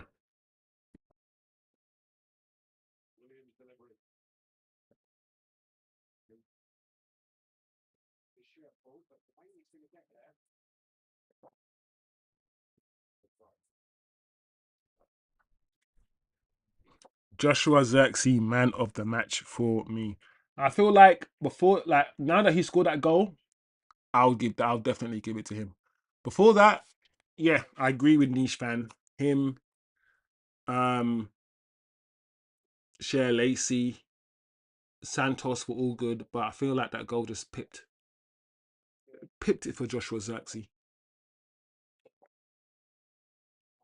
And just funny about this situation, guys, is that before the first game, I said, let's not do the extreme. If we lose the first game of the season, let's not do the whole we're going to get relegated. But if we win the first preseason game, let's not do the whole we're going to win the title. And what happened?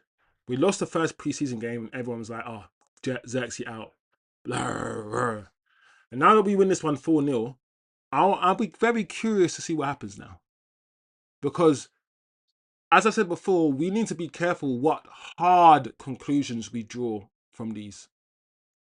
What conclusions are you going to arrive at after beating flipping Rosenborg 4-0 in preseason? And whatever conclusion we arrive at, I just feel like we just need to not be at either extreme ends. We played well. This has been a good performance against this team that's ahead of us. Much better performance than last time.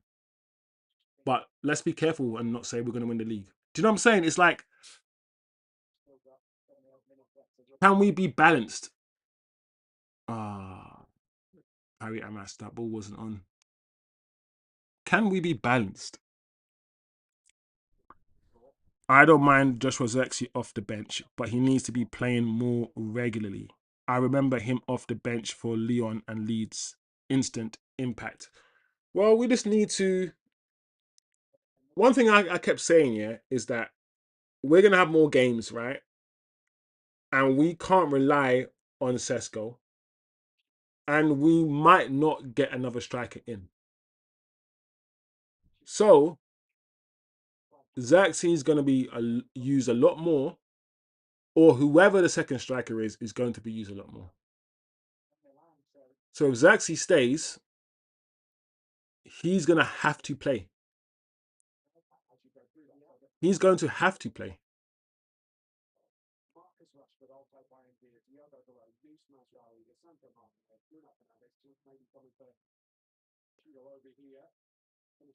Cheetah Obi, man.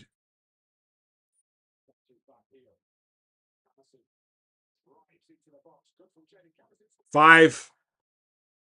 These kids I ain't gonna lie, that was nice. I was talking about Cheeto Obi there. Cheeto held his man off really well there. Let's give credit where credit's due, guys. Cheeto was good in that movement. Also, the right back, I don't know his name. Mason, Malcolm, whatever his name is. So composed. Williams. Was it Williams? No, Williams scored the goal.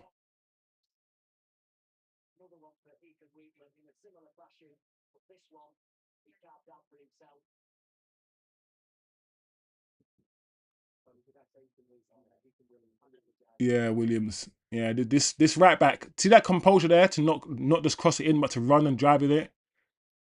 Yeah, I like that. Yeah, guys. Listen, youngsters, I'm enjoying this, man. 5-0.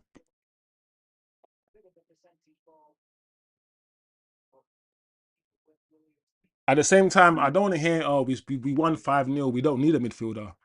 We won 5-0. The kids scored 3 goals. Let's bring the kids in and not listen. Let's be careful what conclusions we arrive at. It's good to feel good, yeah. It's good to be happy that we won 5-0. But let's not, yeah, do too much. Let's not do too much, people. That's what I'm saying. Um, I don't know. Kone needs to have a mad loan for me. I'm willing to give him a chance, but I respect he now needs the development. Yeah, yeah, he's not gonna be given game time now that we're buying all of these midfielders. If you are a young midfielder playing for Manchester United, if you're 18-year-old, mm, we've shown that we're not gonna play you. Oh my lord. Well done. Who's that defender? Dan Armour. Oh, that touch was crazy from Williams. Ethan Williams. Dango got Dango got to get moved on. His window to break through was the Menu and Iqbal time. The injuries had set him back too much. Yeah, I hear you, Atro. I hear you, bro. I think I agree with you. I think I agree with you, man. I've been hearing about Dango for too long, and he feels like he's still in the same spot. You know, these youngsters are playing with a lot more freedom and less rigidity than the first team. So we're not going to see JJ Gabriel, no? Oh no, look at JJ's face. That's speaking of JJ Gabriel, his face on the bench looks absolutely dead.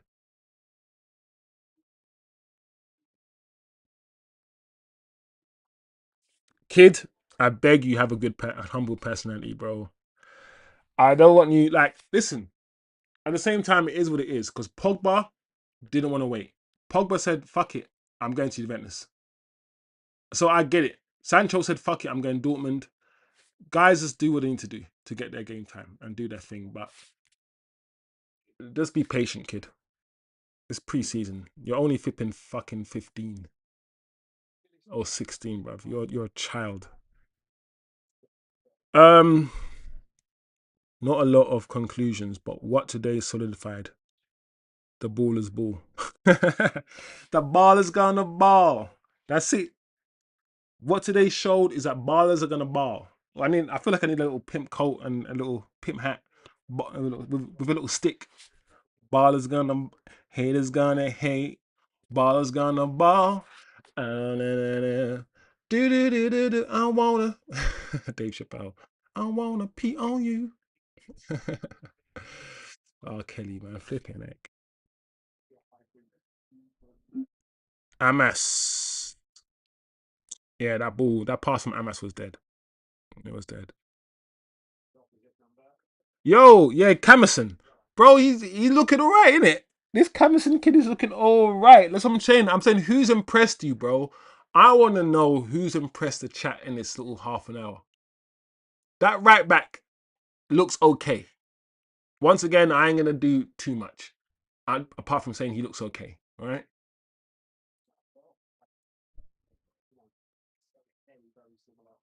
Keeping JJ on the bench teaches him humility. We got to see the character of these players, man.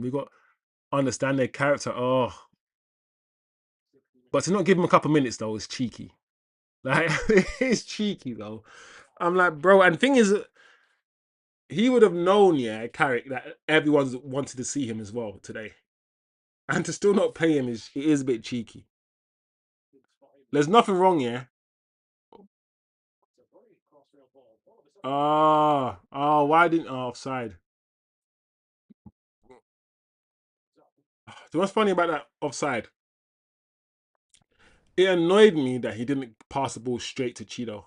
If I'm in that position, nah, he's onside, bro. He's actually onside. But if I'm in his position, I'm not even taking a touch there. That ball is going straight back towards Cheeto. Just straight back towards him. First touch, back towards Cheeto. And Cheeto's got him and the goalkeeper. I don't even get why he even took a touch there. He didn't need to. He didn't need to. That ball has to go straight back across goal towards Cheeto. Look, I'm looking at Cheeto making certain runs, yeah, as well. And he's not getting spotted.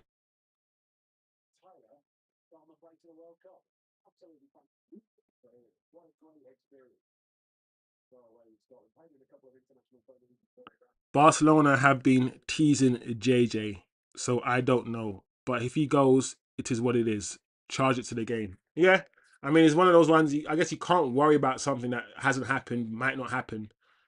It just, I can see it happening. I can see, and the thing is, what I also know is that JJ Gabriel, like Lamine Yamal and those sort of players, Messi, they will look better and develop better in La Liga because the Liga won't kick them. So I've always said, listen, those sort of players like that, yeah, the Premier League will be good for them, but La Liga will be even better for them. And he will get game time. He will play. Oh, lucky. And I can see in 2 years' time at 18, Barcelona coming for him. Baby Neymar, they call JJ. Baby Neymar. Camerson, he has moved well. I remember them hyping up Mantato, bro. Yeah, Mantato. Yeah. The thing about Mantato, yeah, when I saw Mantato Atro, he looked very physical and he looked physically ready for the men's game. But technically, he was just not good enough, bro. I didn't see anything technical about Mantato. He was just P and P, bro. Just dead. Nah, not for me.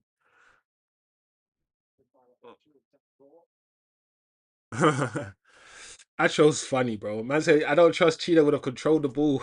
Like, come on, Atro, man. Allow Cheeto, man. But you're right though. You're right. But still, sometimes, yeah, you worry about how good a player is afterwards. You know, all you gotta do is your job. Like if the shit player is open and he's calling for the ball, just give it to him. If he miscontrols the ball, then that's it. He miscontrols the ball. I ain't thinking about that. But do you know what it is, yeah? After time, Cheeto's making a good run there again. After a while, yeah, you will start considering the ability of the player that you pass the ball to, and you'll stop passing the ball to certain people. You'll stop passing the ball to certain people because you've already developed an idea in your mind that if you give them the ball, they're not going to do anything. But just do your job, innit? If a man's open, just give him the ball. If he messes up, then that's his beef. That's his beef. But if he messes up, it means you don't get the assist. So it is what it is, man. That's it, guys. The game's done. The game's done. I can see JJ blossoming at Barcelona. They tried to get him last year as well. See, it's already begun, bro. These guys are already trying to tempt the little guy, the little kid.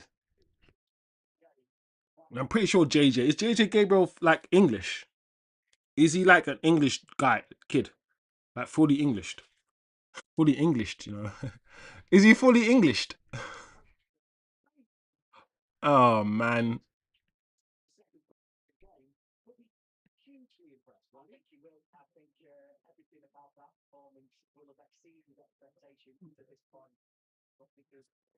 Fully Englished.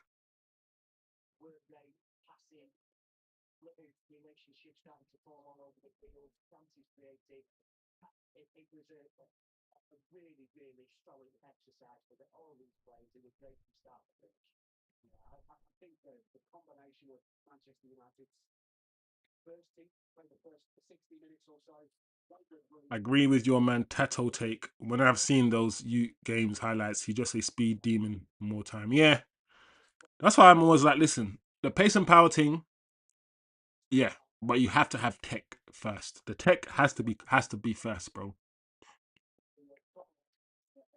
Full time, very good game, footballing wise. Yeah, I agree. Let me just quickly check this JJ Gabriel thing. I'm pretty sure this man's what.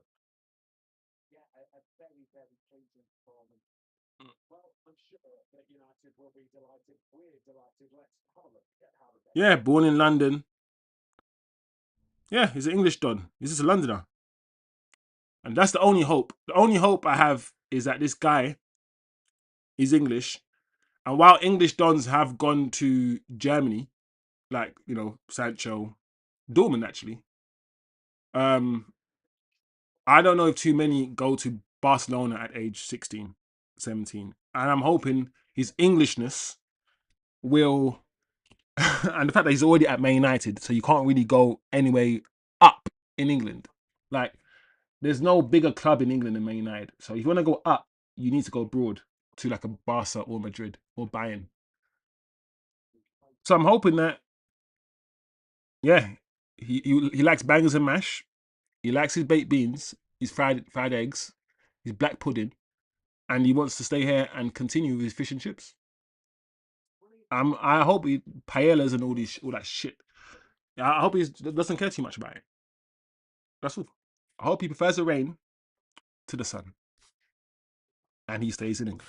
How about that?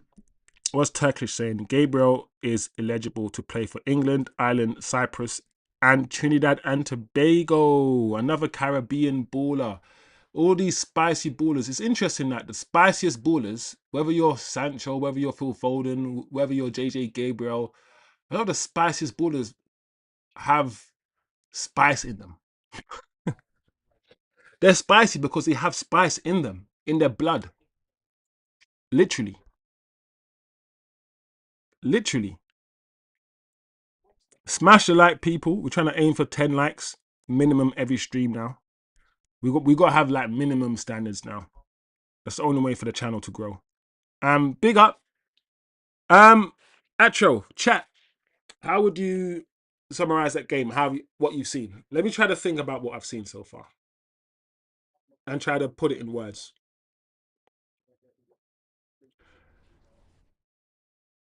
The first team Rosenborg players against the first team Man United players, we won that first half 1-0. And then we came out for the second half and those same players scored a second goal, right?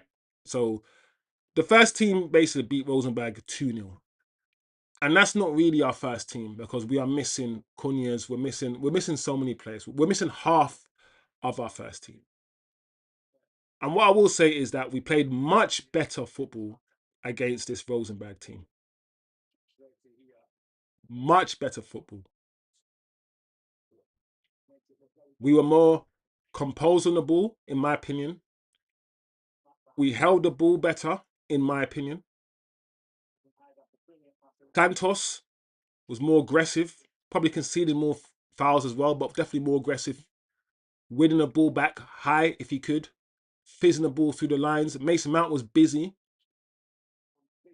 I didn't notice him too much, but at the same time, I know he was busy because he's always running around being busy, covering the ground. Zirkzee had a much better game.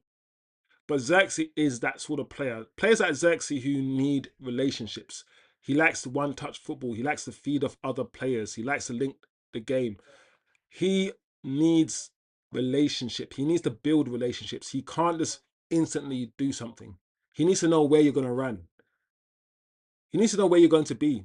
He needs to form. So Zirkzee needs a run of games to get into his zone. And this is his second game of preseason. And already he looks like he's got into his zone. If Zirkzee can play like this the rest of the preseason, then it will be very difficult for Manchester United to sell him. So today we saw positive things.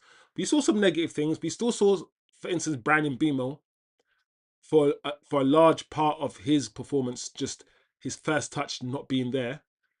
However, I will also give Brandon Bemo credit. Towards the end of this first half and at the beginning of the second half, before he got substituted, his first touch was getting there. His first touch was getting there. So I'm not going to be too harsh on any of these players, yeah, until, let's say, the fourth preseason game. Because I feel like the third or fourth preseason game is those are the times where I'm expecting to see good football. I'm expecting your touch to be immaculate now. Brandon Bemo, your first touch isn't always great anyway, but I know your first touch is still better than what I've seen. I'm going to say, or at least put it down to rust. I can't be saying other people are playing badly because they're rusty and see Brandon Bemo's bad first touches, even though that is kind of a part of his game anyway, but not to this extent. So Brandon Bemo's still rusty, but I'm expecting more from him. And people have said that with a preseason under Brandon Bemo's belt, he's going to be better. So I'm expecting better. I'm not going to have people put pressure on Ahmad this year and say Ahmad needs to do 10 million things and Ahmad needs to do this, and then other players don't. So I liked Shea Lacey today. I like Shea Lacey. I like the fact that Carrick wanted to play Shea Lacey in a 10. Think about what that means, guys. Think about Michael Carrick watching Shea Lacey as a winger and then saying, do you know what, today? I'm going to put Shea Lacey as, I'm going to play him as a 10. What does that mean? Does that, because we've seen Michael Carrick, play Ahmad down the middle, not for a full game, but we've seen it happen. And I've always said, can we, if we have like a Baleba and Santos double pivot of the strength, can we afford to play a Cunha in a 10? Can we afford to play an Ahmad in the 10 who's a bit smaller if he has more protection in the midfield? Players who can move around, who can go left, because Bruno as a 10 is very rigid. But imagine if you had a 10 that can move everywhere, anywhere, control the ball, dribble anywhere, go left, go right. Just absolutely fluid 10. And I feel like maybe Carrick sees that in Shea Lacey. Maybe. So I like the fact that Carrick wanted to play Shea Lacey in the 10. You know? Yeah. First half,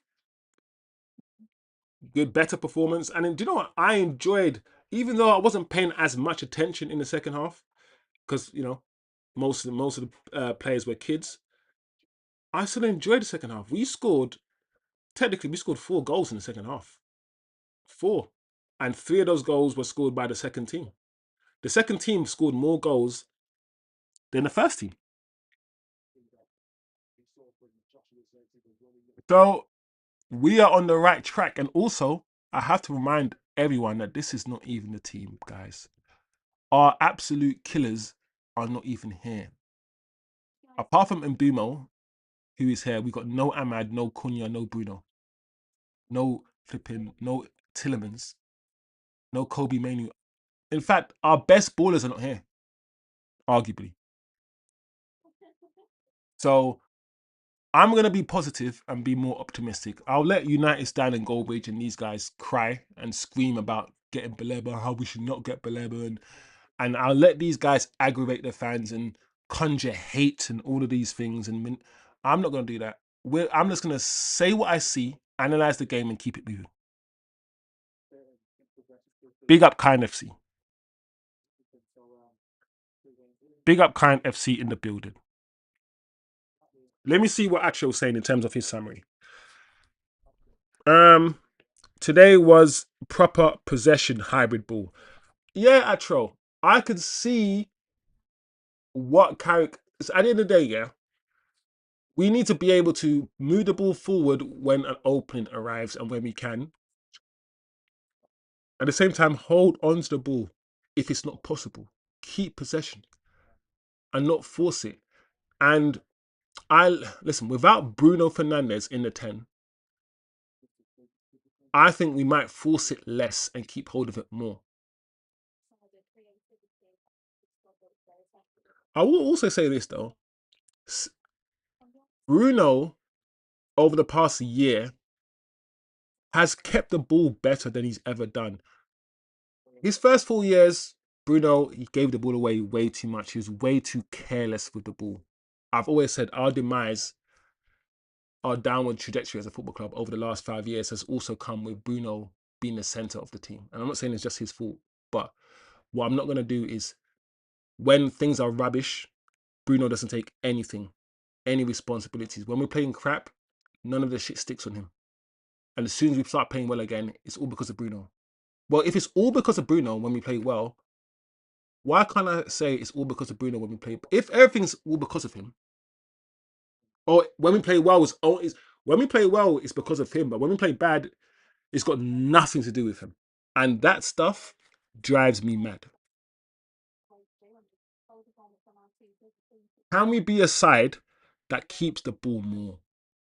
I can't wait to see what we are like with Tillemans and the other players, guys. I can't wait. Summary of the game, very good on the whole. Did grow into the game, but on the off, we looked sharper. Pass appreciation and forwards passing were better. Our connections were flowing and our defense was good. Yeah, I would say, though, with kids, we were more aggressive with the fullbacks. Good point, actually, about the aggression with the fullbacks. Definitely. Luke Shaw's not aggressive. And Lenny Euro was a very... I like Lenny, but what I'll always say about Lenny is that he's more of a passive defender. He's more of a Rio. He doesn't want to do the ugly stuff as much. He doesn't. And Lenny Euro played right back. Big up, Kind FC. I'm working, so only saw bits and pieces. What we saying about today? Santos still a flop. Bro, we're going to have Kind FC, yeah. We're going to have people with Santos shirts. We're going to have people flipping, doing Brazilian dances and thing, bro. Even though Cunha's been here already, bro. We're going to have loads of people going to come around on Santos very, very quickly. All I'm going to say about Santos is that very economical with the ball, bro. He doesn't waste the ball. He doesn't waste the ball. And when he can kind of see, he will pass forward. One of the things I was scared about is him being a sideways passing DM. I'm still looking to see what his passing range is like. But so far, I like when he wins the ball high and he's not afraid to quickly punch the ball forward. Santos will be absolutely fine for us. Smash the like, guys. We're trying to get 10 likes. Small channel, so all the like and all the love will help this channel grow. Subscribe if you're new, guys. 678. We can try to get 1,000 subscribers if we can as well, people. Mbumo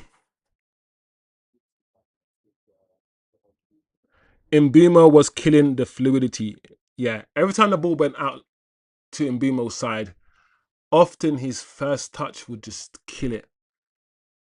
And you know how like Doué, like Dembele, Olise, you know how when they play on the wing, right?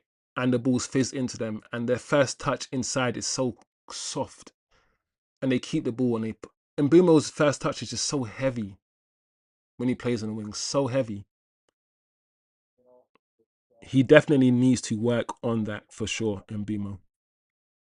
Standouts for me is Lacey, Santos, Euro, Camerson, and Zirkzee. I would agree, Atro. That's why I do watchalongs, man. Sometimes with watchalongs, you want to see if the people who are watching it with you are seeing the same thing you're seeing. sometimes you gaslight yourself, yeah. When you watch a game of football and then you go online and you see how people are taking different things from the same game you've watched and saying how this player played badly, and you're thinking, huh? Did we watch the same game? And sometimes when I watch games with you guys, it's good to understand that we can see stuff. Our eyes work. Like we can see who's played badly and who's not. Like, and a lot of people in this chat, they like football at a technical level, and that's what I like. And you guys also understand football can be played in so many different ways, bro. We have, like I said, the best teams in the world don't even have a striker. You know, the best teams in the world, the PSGs. You know, Arsenal won the league. Yes, they played Gyökeres, but also they played a false nine. There's so many different ways football can be played, and I like the fact that this chat understands that, and because you understand that, your brain's open to different possibilities. I love that about this chat, bro. Sick chat, so sick. Big up kind of see what Lacey in the 10 can indicate to me is that Carrick is actually looking towards that fluid front four. If he's looking towards a fluid front four, does it mean that the double pivot needs to be strong? What does it mean what does it mean that we need from the double pivot? Lacey is a forward/10 and good in half spaces like Zirkzee. The front four were fluid.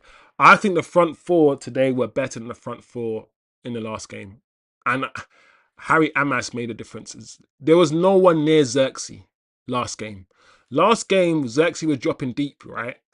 But there was no one near him. And I feel like was it Fletcher that was supposed to be playing in the 10 and Fletcher was just standing, Fletcher was ghosting. This time, Zirkzee was dropping deep and he had Share Lacey and other people around him to bounce the ball off.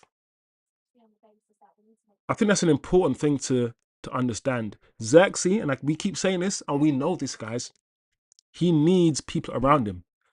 He needs to connect with others. That's how he plays his game. What's kind FC saying? I remember interim Carrick favoured playing Danny van der Beek. He likes smart, techie players. And that is why I am hopeful, kind of see, that we'll get the right midfielders in. If Carrick is in that room and he's got input and we're saying this player or that player, and the board doesn't mind, the board is out there the same price, but what would you like, Carrick? I hope Carrick, as a midfielder, as a regista, as someone we know with absolute incredible talent himself, that he knows what he likes and he knows what he's looking for. And what I keep saying as well, guys, is that what Carrick did is walk into a team and get the best out of these individuals in a very simple system. What's going to happen is we're now going to see him implement a bit more Carrick ball. A bit more Carrick ball. And what is Carrick ball? Everyone pretends that they know what it is. It might not even be a thing, Carrick ball. Carrick might be a coach like Fergie, who just played different people in different games. Against Liverpool, we'll play Shea Lacey. Against Chelsea, we'll play Ahmad. There might not be a fixed way of playing. Maybe he will, against Man City, he will sit deep. And against another team, we'll be on the front foot. Maybe there isn't such thing as Carrick ball. Maybe Carrick is like, Carrick ball is winning. Carrick ball is just winning. Just like Fergie. What was Fergie ball? Yes, we played on the front foot and we played with wingers and all these things. But Fergie, he changed his system, changed the way he played all the time. He just won. Zirkzee was on the wings, 10 and 9. Likewise with Lacey in Bumo, a bit central and right wing. Then Dorgu on the left and up front. It was good. That's something that we have definitely seen. Under Amorim wanted his 2 10s fixed, his striker fixed, right? As soon as Carrick came on, he said Brandon Bumo, Cunha, Ahmad, and Bruno, front four, everyone rotates. Everyone rotates. And Carrick played in the Man United team with Rooney, Ronaldo, Tevez, where, guess what? Everyone rotates. So Carrick knows the pinnacle of Man United, the 2008 team, the best Manchester United team of our generation, better than the 1999 Champions League winning team. It was, bro. We can't have a team. We can't have a midfield of Carrick, Scholes, and Owen Hargreaves, and have an attack of Berbatov, Tevez, Ronaldo, and Rooney, and not say that's better. That's the best team we've ever had. That 2018 that won the Champions League was crazy. Yeah, and Carrick was part of that team. So great. Run the fluid front four thing. Run it. Run it. I saw the replay of that Joshua Zirkzee goal. Send him, bro. He's sending man to outer space, bro. Proper to Saturn, bro. Jupiter, to next galaxies, bro. Both, and thing is, kind of see was both. It was the defender and the goalkeeper. Both had to take a sunbathe. Because you know there's bare seagulls there. So it must be near the beach. Both players were just laying on the ground after Zirkzee shot them. He killed them both. And like I said about the Joshua Zirkzee goal, it was all in slow motion. There's no pace involved, bro. It was just tech. It was just like, no. Man United posted Joshua Zirkzee's goal. Bro, if it gets him his move to, you know, Juventus, his 40 or 35 million pound move to Juventus. To be fair, I don't think we need to sell Joshua Zirkzee to Italy, because I feel like Italy know about Joshua Zirkzee. He was the best player in Italy. When we bought Joshua Zirkzee, he was the best player in that league. Facts. Team of the season, all of these things. And every year, without fail, there's an Italian team that's inquiring about him. They want him back. There's a queue of clubs. This is how you know anyone who doesn't feel like Zirkzee can ball, just understand that out of all of our players that we have, the one player that there's always a queue of people wanting to buy is Joshua Zirkzee. If we do sell him, it will be very, very quick, because loads of people want Joshua Zirkzee. Yeah, that goal was crazy. And that is that people who like Joshua Zirkzee, that's what we think of when we think of Joshua Zirkzee. Man U posted, and things like Man United, yeah. And this is the thing about United, and this is how we've got to be very careful, because I also criticize the club, I criticize the institution. As much as they will post that goal and feed off the interactions, right, the social media interactions, next day they'll sell Zirkzee, or the next day they'll post something that puts Joshua Zirkzee in disrepute, or they won't back him, or they won't defend him, while at the same time use his goal for clicks and views. It's a bit. Sometimes United, yeah, I always say the club, the way they treat some players sometimes, it's not cool. It's not cool. It's not cool. Kind of C says, nice, we Santos. I did like his calmness and discipline on the ball. Very assured on the ball. He seems to know what he's doing. And do you know what I like about Santos? When a midfielder, yeah, puts his foot on the ball, just puts his foot on it for like 2 seconds and then rolls it back and then passes it. Bro, there's something about that, yeah, that makes me feel like that man, yeah, is in supreme control of what he's doing and he's not panicking. When a midfielder puts his foot on the ball for a second, and then, bro, there's something about that. It's a sign, bro. It's almost a sign of supreme calmness. Supreme calmness. It's also cheeky, because when you're playing football, you don't actually want to see anyone put their foot on the ball and roll it. You don't want to see that, because it's slightly insulting, bro. Now, what do you mean you put your foot on the ball? How dare you put your foot on the ball? But when I saw Andre Santos do that, I was like, okay, bro. All right. Smash the likes, people. Good game. We're getting into our mojo. Anyone who cried after the first game, after the first pre-season game, I saw the fan base melt down like a bunch of bitches. Sorry, women. Let me not even say that, because I always say women aren't as emotional. Like, I could speak to my partner right now, my girlfriend, and talk to her about football, and she won't be as emotional. The amount of emotional guys here that were talking the most of crap after our first pre-season rusty, dusty ass game. Crazy, guys. Crazy. Big up Chit Cole. Big up. Why is JJ not allowed to play? The practice match could become an opportunity for JJ, says Chit Cole. JJ, big up Chit Cole. Haven't seen you before. Smash a like, my guy. Glad to have you jump into the chat, man. Good question, bro. I think the whole world wanted JJ to play. I wanted him to play. You did. I think we all wanted to see him. And I'm disappointed that Carrick didn't play him. It's a pre-season game. It doesn't matter. You could have put him on for 10 minutes. He could have played him. So in that respect, yeah, I'm not going to lie. Because this game doesn't matter, it was a choice to not play JJ Gabriel, even though he bought him. But it's one of those ones where there's 5 more games of pre-season to go. 5 more games. So if you do want to see JJ Gabriel, I'm sure that he will play in one of the 5 games that we have left. I'm sure he will, and he's not going anywhere. But I do agree with you. I would have loved to see JJ. But Chico, at the same time, I would like to see him with the first team, not just with the youngsters. But I guess from JJ Gabriel's perspective, he doesn't care who he's playing with. I guess he just wants to play. So, yeah, disappointed that we didn't see him today, but I'm sure that we will see him. Also, like I said before, maybe it's good. Teach a kid some humility.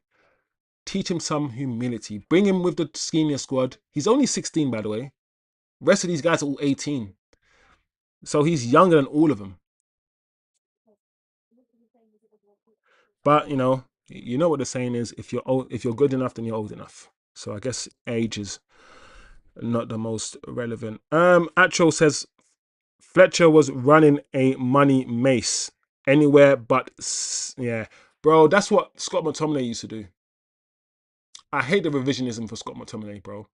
I hate that after everything, Scott has a better narrative around him for his time being here than Fred does. Even though Fred was better for us than Scott McTominay. When Scott McTominay started being a bit good is when we stopped playing him in central midfield and realised, hold on a second, this guy can actually, he's a good box crasher.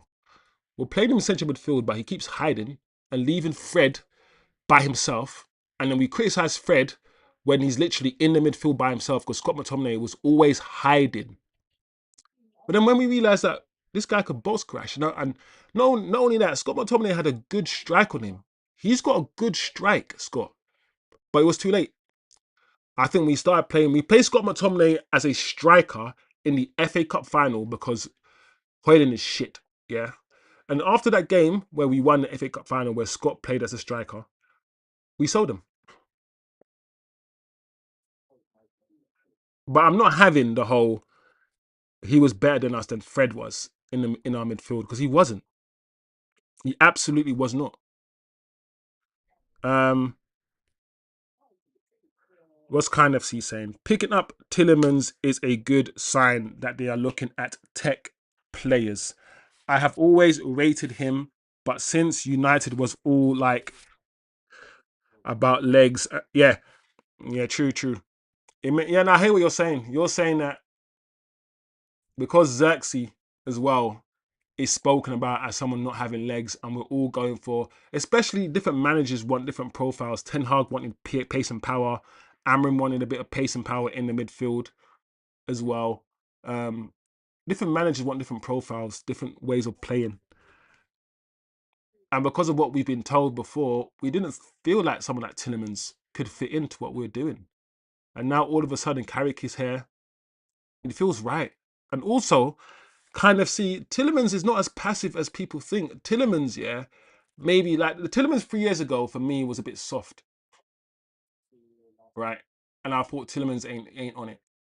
But over the last few years, playing for Aston Villa, we've seen a more dogged Tillemans, more aggressive Tillemans, a Tillemans who can actually run, tackle. So he's not a big DM, he's not a Beleba, but at the same time he's not overly passive, Tillemans. Tielemans can get stuck in.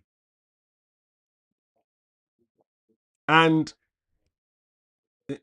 to your comment on speed, yeah, Tielemans isn't the quickest. And that's something we need to think about when we're constructing our midfield. The reason why I feel like Kobe Mainoo has to play in a lot of games is because at the moment, Kobe Mainoo is still probably the only midfielder that we have that can beat a man. If we bought Alex Scott could be able to just jinx, drop a shoulder, beat a man. So the midfielders that we were playing with, except for Kobe Mainoo, have to pass the ball in order to progress it. Every now and again, you kind of need to be able to progress the ball by dribbling, because there's not always going to be a pass on and there's not always going to be a passing lane. And that's where Kobe comes into handy. Kobe can receive the ball in very tight spaces, turn, jinx, and just beat a man, take a man out of the game. And it's important for midfielders to take people out of the game and create space. And Kobe does it well. Tielemans probably could do it a bit. But we haven't seen, I don't think Santos is that kind of player. And I'll be very curious to see if our third midfielder is that kind of player as well. That is why I said if we had an Alex Scott and a Kobe Mainoo, we have two players that could pass the ball and also dribble with it and beat a man. That's a crazy midfield to me. Crazy midfield. Facts chosen. That interchanging in that 2008, 2009 Man U team is crazy. And even when Berber came through with Tevez, Ronaldo and Rooney rotate and shift in teams. Yeah, I remember Rooney playing on the right. When people say accommodate players, I feel like that season was the first season where we allowed Ronaldo to come off the left and do what he wants. And therefore, Rooney and other guys had to do more of a shift. That's the only time I can hear build a team around a player. And even then, I wouldn't even say we didn't build a team around Ronaldo. The team just did what they did, or did what they have to do for Ronaldo, rather than we built a team around him. But it is what it is, man. For me, it's the age. I never would have thought he would go for a 29-year-old. Bro, Acho, Tielemans ain't 29, is he? He's young. Isn't he younger than that? How old is Tielemans? But I agree. Yuri Tielemans, he is 29, just turned 29. Yuri Tielemans is not within the age profile of the players that we usually go for. That is 100% correct. And that's another reason that I didn't expect a Tielemans. But if you're thinking of experience and know-how to replace Casemiro for another 4 years for £35 million, who knows the Premier League, because he could play until he's 33, 34, I reckon. And also, can I say something, guys? He is, and this is not gas, this is just facts. Yeah. My facts. Tielemans is a better footballer than a Bruno Guimaraes. The one thing that Bruno Guimaraes has over Tielemans is that Bruno Guimaraes might be more tenacious. That's it. I think Tielemans is better than Bruno Guimaraes in every single way. One's about to cost 75 million and is older, and one only cost us 35. I'm also going to say this, I'm going to repeat this. Of all the midfielders that have been sold or bought, £116 million for Anderson, right? £85 million for Mateus Fernandes, £100 million for Tonali. Guess who is better than all of those players? Tielemans is better than all of those players I've just said. All of them. And he only cost us 35 million. All of them. He's going to cost less than half the amount, yeah, that Bruno Guimaraes is about to cost Arsenal. And he's better than Bruno Guimaraes as a footballer. And that's it. So smash the likes, people. Good game. 5-0 victory. Great win. The kids played well. A lot of people getting into the groove, getting into the zone, getting into match fitness and match rhythm. We're starting to see things click a little bit more. Let's not get excited. Let's not get carried away. Because in the first game, it's not doom and gloom after the first loss. Likewise, after this 5-0 win, let's not say that we're going to win the league. Everything needs to be measured and into perspective. So big up the chat, smash the likes. We managed to get our 10 likes now. Let's try to do minimum 10 likes every stream now, people. Let's try to get this channel up there with other channels. And I'll try to work some things. I'll try to contact other creators and try to do shows. Let's get up there. Because we talk ball here. And this is a good channel. So big up the community. Kind of see jumped in, Atro, Turkish, Chitko. Make sure you come back again, my guy. Big up. Turkish always. And Eddie, my guy. Of course, Oz jumped in as well. What I love about Tillemans too is that he is clutch. His overall numbers won't impress, but he shows up in big games. Yeah, doesn't hide. And one thing I want to say, guys, is that leaders, we have bought in Tillemans Belgium's captain. Let's not pretend. Let's not pretend that even with a team of Kevin De Bruyne in it, Tillemans was the captain. Tillemans was the captain of this Belgium team. We have bought Belgium's captain. Leadership. Leadership. Leadership. And when you have a midfield, yeah, I'm telling you, yeah, because when I listen to Tillemans' interview, and he's talking about meeting the other midfielders and trying to understand their game, I keep telling people, listen, we don't need to facilitate for Tillemans. Tillemans has been brought in to get the best out of the people around him. He's the facilitator. He's the one who has every pass in his locker. Long pass, short pass. He's supposed to be the guy that picks out Brandon Bumo from deep. He's that guy. He's supposed to be the guy that spots Cunha's run and just clips the ball over the top. We don't need to drag Bruno back to ask Bruno to do it. And the way that Bruno does it, Bruno's foot is so heavy. Sometimes Bruno, when he drops deep and he plays the balls down through the channels and whatnot, he's a bit careless with the weighting of his pass sometimes. Tillemans ain't going to do that. He's not. Bro, so we will see, guys. We will see. I'm going to be, until I see something to be negative about, I don't know if I'm going to do the negativity thing to sell clicks and sell views. Like every day, I turn my computer on, and of course, when I type in Man United on YouTube, the only thing that comes up is United stand, United stand, United stand. And every Goldbridge video is like, it's over. Please don't do it. This is crazy. And I'm like, bro, why does everything have to be the end of the world, bro? Don't get Baleba, it's a disaster.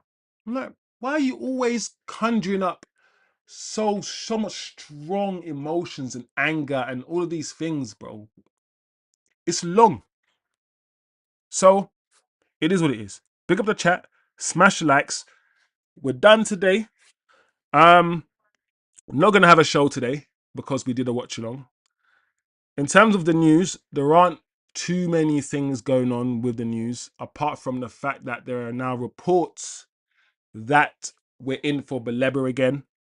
We've never not been in for Baleba. Baleba's always been on our list, but we're not going to do anything with Baleba until or unless Brighton behave themselves and accept a reasonable fee. That's it. That's it. I'm not aware of anything big going on. I thought something big would happen this week in terms of the third midfielder, but it hasn't.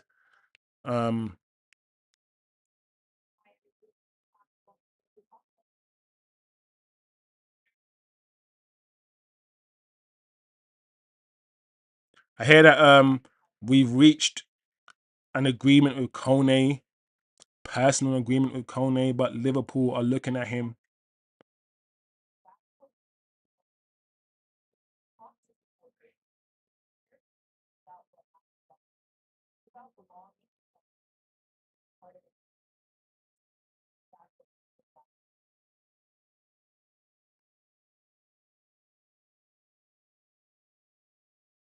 Yeah, I'm just looking at to see if there's anything else that's happening. If there's any sort of transfer news, any breaking news.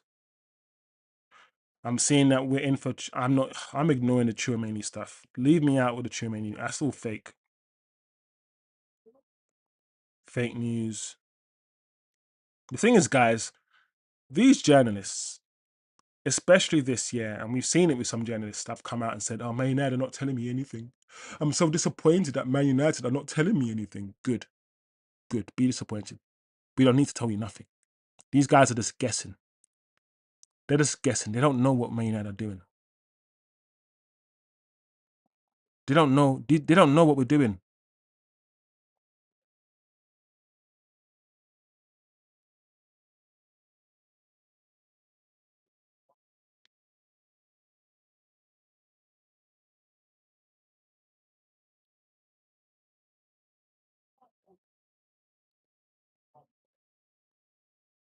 Funny enough, I've got a line already, yeah. And even though Zirkzee's played well today, it's still he's played under 3 different managers. Nobody rates him.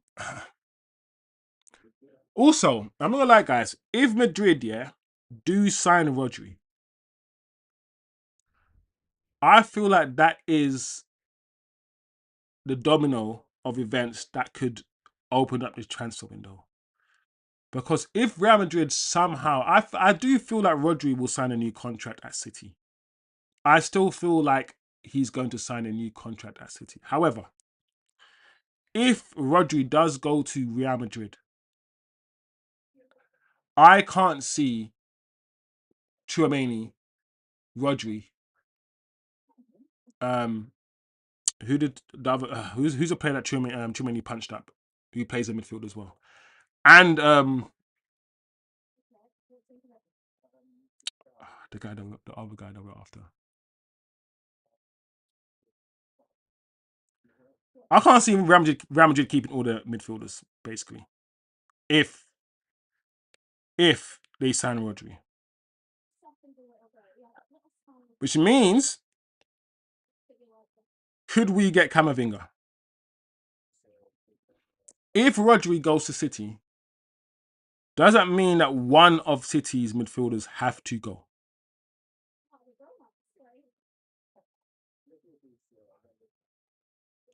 Because let's not forget, they've also got Bernardo Silva.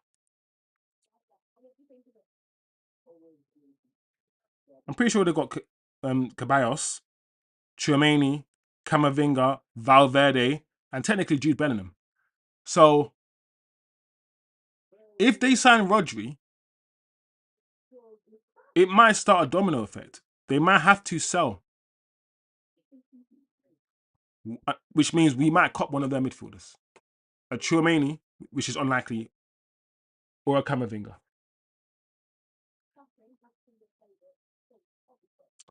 I don't know, guys. We will see. We will see. Anyway, guys, smash the likes, as I've said. There's not a lot of transfer news going on with United. We've just watched the game. A nice game to watch. 5-0 victory. Hopefully the United fan base are happy and I don't go online and see, sell this player, angry, angry, angry. You know? Hopefully everyone can calm down now. And we're on to the next one. Let's see what our next game is. Man United fixtures. Let's see what our next preseason game, guys. Ooh, guys, this is when it gets juicy. I'm not gonna lie, our next preseason game is against Atletico Madrid, August the 1st. And then PSG a week later, August the 8th. And then Leeds. So yeah, the next 3 preseason games, people.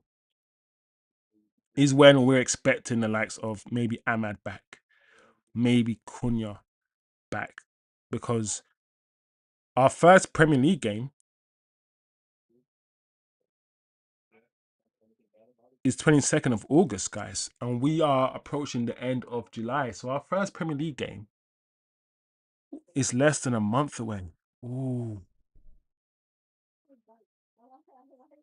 If Carrick, can get this team to play the way that they played last season, 13 wins out of 17 games, that is title winning form. If we can get to what we're doing last season, because the 13 wins out of 17 games, it's about what?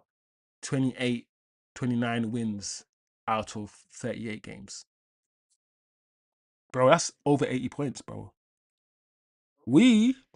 Michael Carrick, the form that we're in under Michael Carrick is title winning form. It is. It is title winning form. It's numbers are numbers, guys.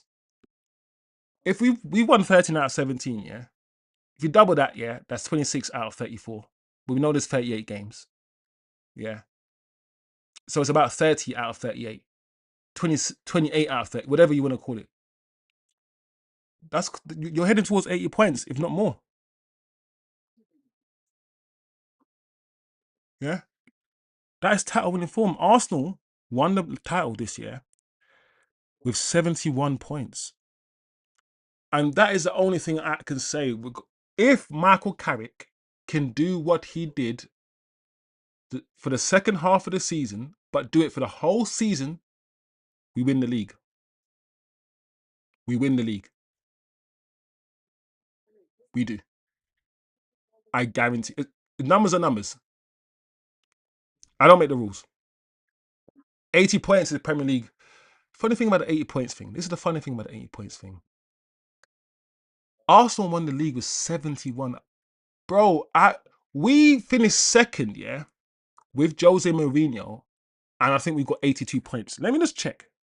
The season we finished second, we had 8. The season we finished second, we got more points than Arsenal, who won the league. I'm sure of it. That Pogba season, that's why I hate when people just diss Pogba. Pogba was so immense for everyone, for us, for the years that he was here. Jose Mourinho. Stack. What year was it?